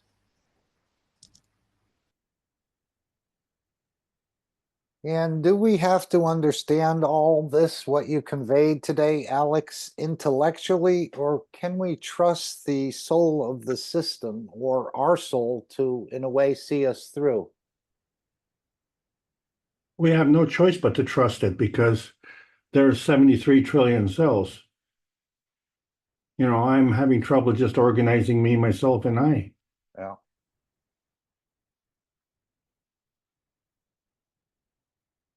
Can you imagine? Can you imagine if John down in Argentina had to manage the white blood cells? I was going to say, can you imagine micromanaging 73 trillion cells yourself? Oh my gosh. Well, the only reason I'm picking on John is because he's at the bottom of the Americas, and here we are at the top. And but that's our point of view, isn't it? From John's point of view, he's at the top. But either way, it's a long way to go. So I'd like to have something a little bit closer. Maybe the soul of the body. Yeah. Why not?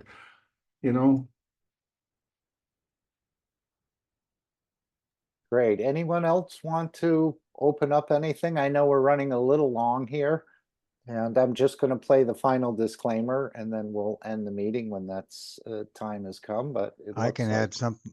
Please. I can add something to what Ermengarde said. Part of the lymph glands, also part of your sweat glands. Isn't the lymph the interstitial fluid that Rick always talks about? That's true, but it's also regulated to your sweat glands. Because when we run our spa in Thailand, we found that some women who used lots and lots of underarm deodorant had all sorts of skin problems. Once they didn't use the underarm deodorant and they actually did some exercise and began to sweat again, the person would detox sooner.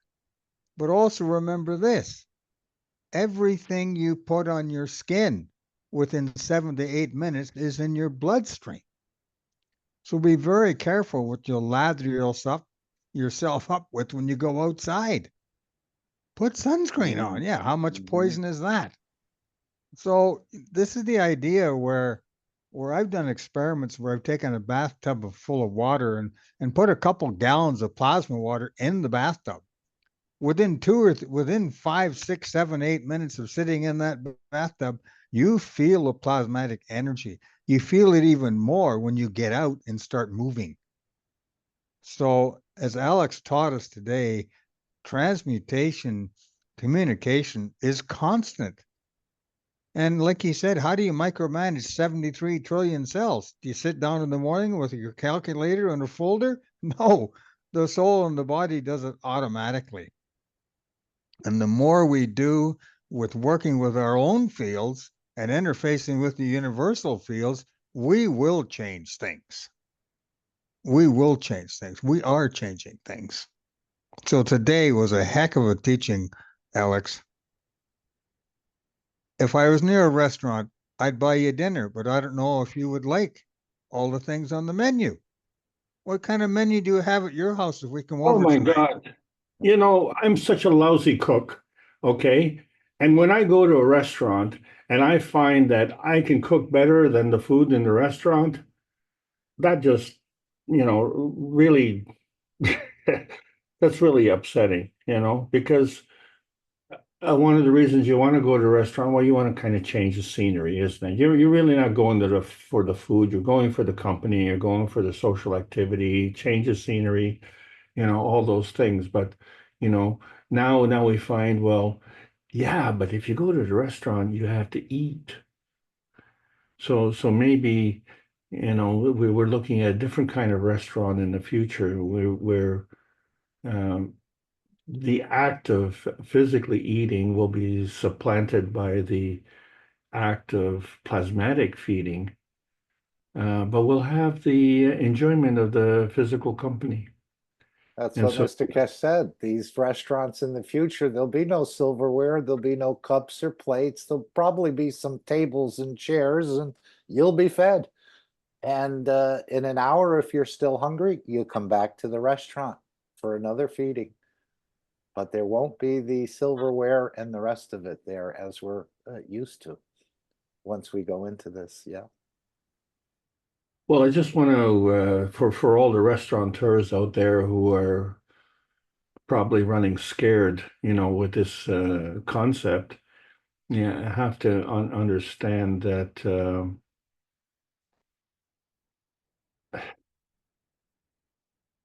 this is the future. This is our freedom.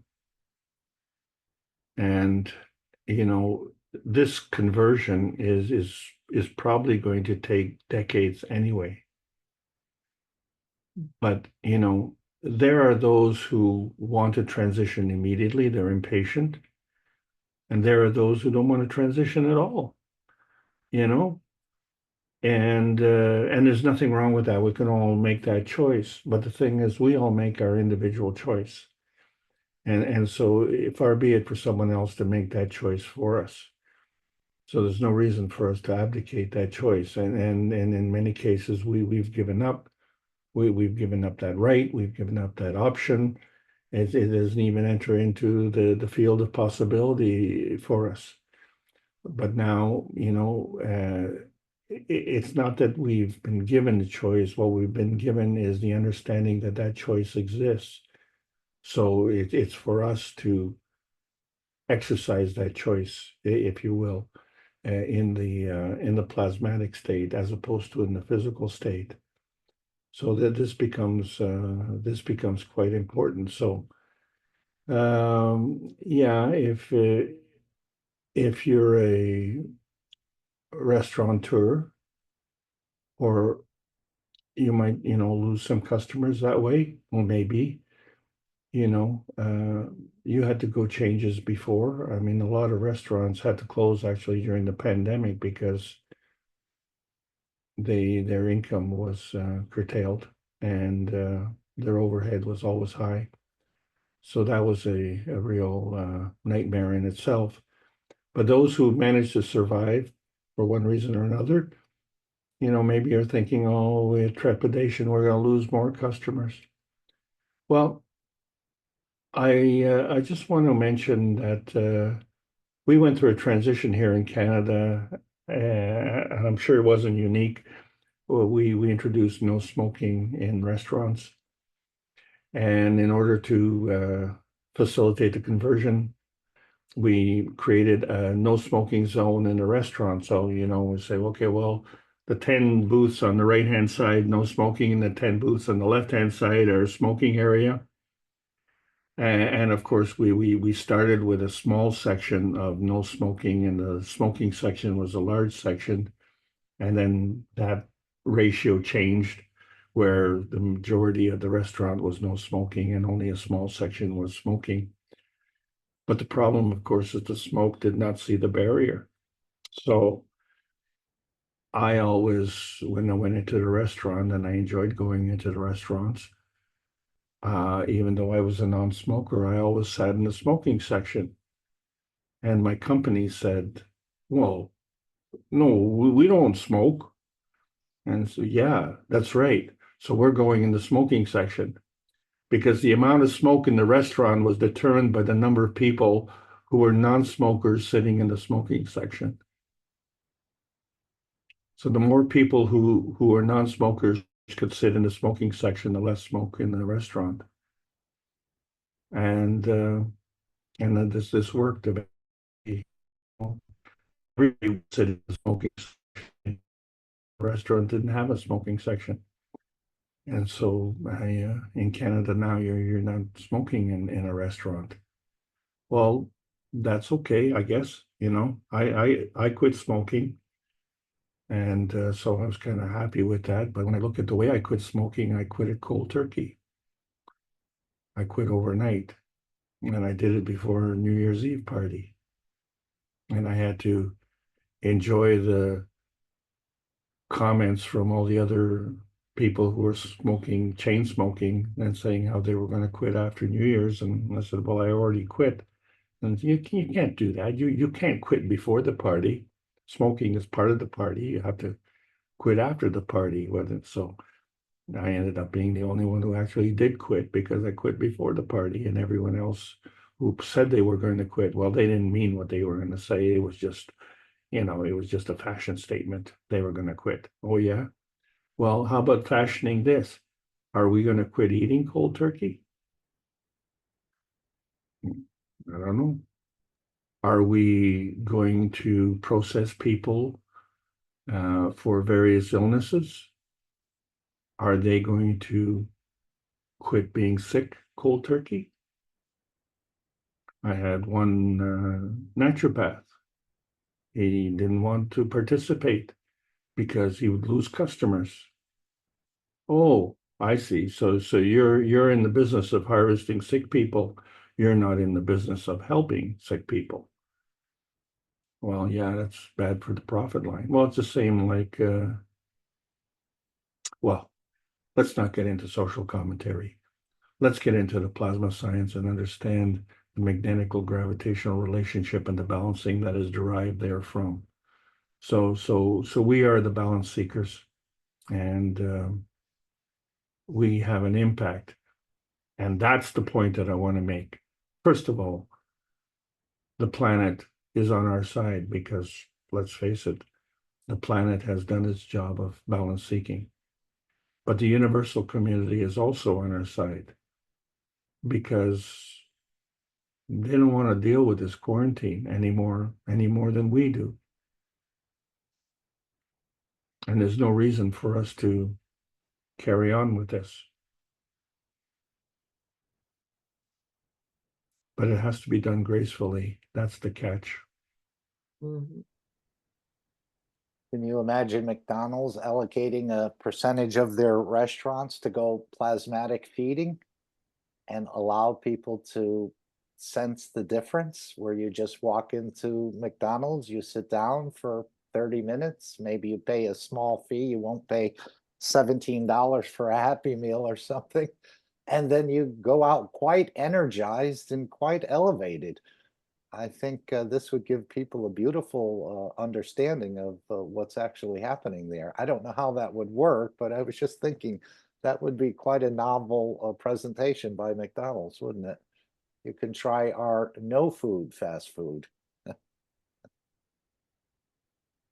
And I think they'd be creating quite a healthy environment for the people, not only within their own structure, but in the planet as a whole, that we can actually move away from killing. And maybe we can use that as an opportunity to teach people and have a little, you know, Absolutely. and interesting things. They can start talking instead of eating.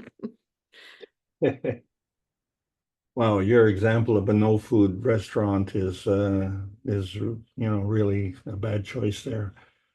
That in many ways they've already succeeded in doing that. I think when you have to look at the ownership and you have to understand the mentality of it, and there's you talk about the hesitancy highway. They are stuck in the ditch. Mhm, mhm. But as he said, things can change rather quickly. well, they will change very quickly because we are on that path, and it has already begun. So there is one area that they cannot stop the change, and that is the peace dome. Yes, this You is what we've heard. cannot stop that. That is unstoppable. So and that is already in motion. So I don't have the mechanics. I don't have the inside scoop, if you will. But the inside scoop coming from the inner space, it has been the driving force to allow me to continue these presentations, and the panelists here agree. And so we continue to do this, and we continue to have this discussion, because at this point in time, this kind of discussion is not available in the current society. We are inundated 24 hours a day, 7 days a week with all sorts of confusion. And so we need to have clarity in that and understand that, we are part of the universe, and we need to check our position. One of the things that we have to understand, that wherever we are is where we are. And wherever we are welcome. But wherever we are is our temporary home. And wherever we came from was also a home. And do we need to go back to that home? Or can we go to another place and adopt that as our home? And why not?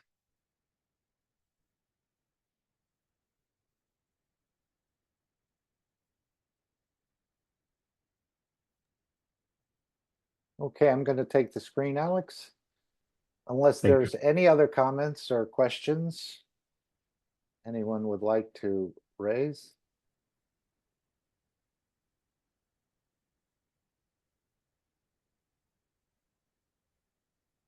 Have a great week, everybody. Thank you, Alex. Thank you to all. And this is the way we've been closing out. May you all be proud of the work you do, and may you all be proud of the person you are, and may you all be proud of the difference you're making. And of course, the three wise men is just a beautiful understanding and a beautiful shield of protection for you. And just implementing these three wise men into your structure, I think gives you a way of elevating others, even if you're not saying anything. This is a beautiful protection and shielding and something we can all share and something we've been misled about in the holy books and the rest. But Mr. Kesh has opened this up, and I know there's many, many more understandings to be opened up for all of us, again, to increase our service to the others in so many ways when we have that deeper understanding of what it actually means to be part of the totality, is to serve the others. So thank you, Alex, for serving, and thanks to all the panelists, participants today, that we didn't allow Alex to stump us once again. Thank you, Alex.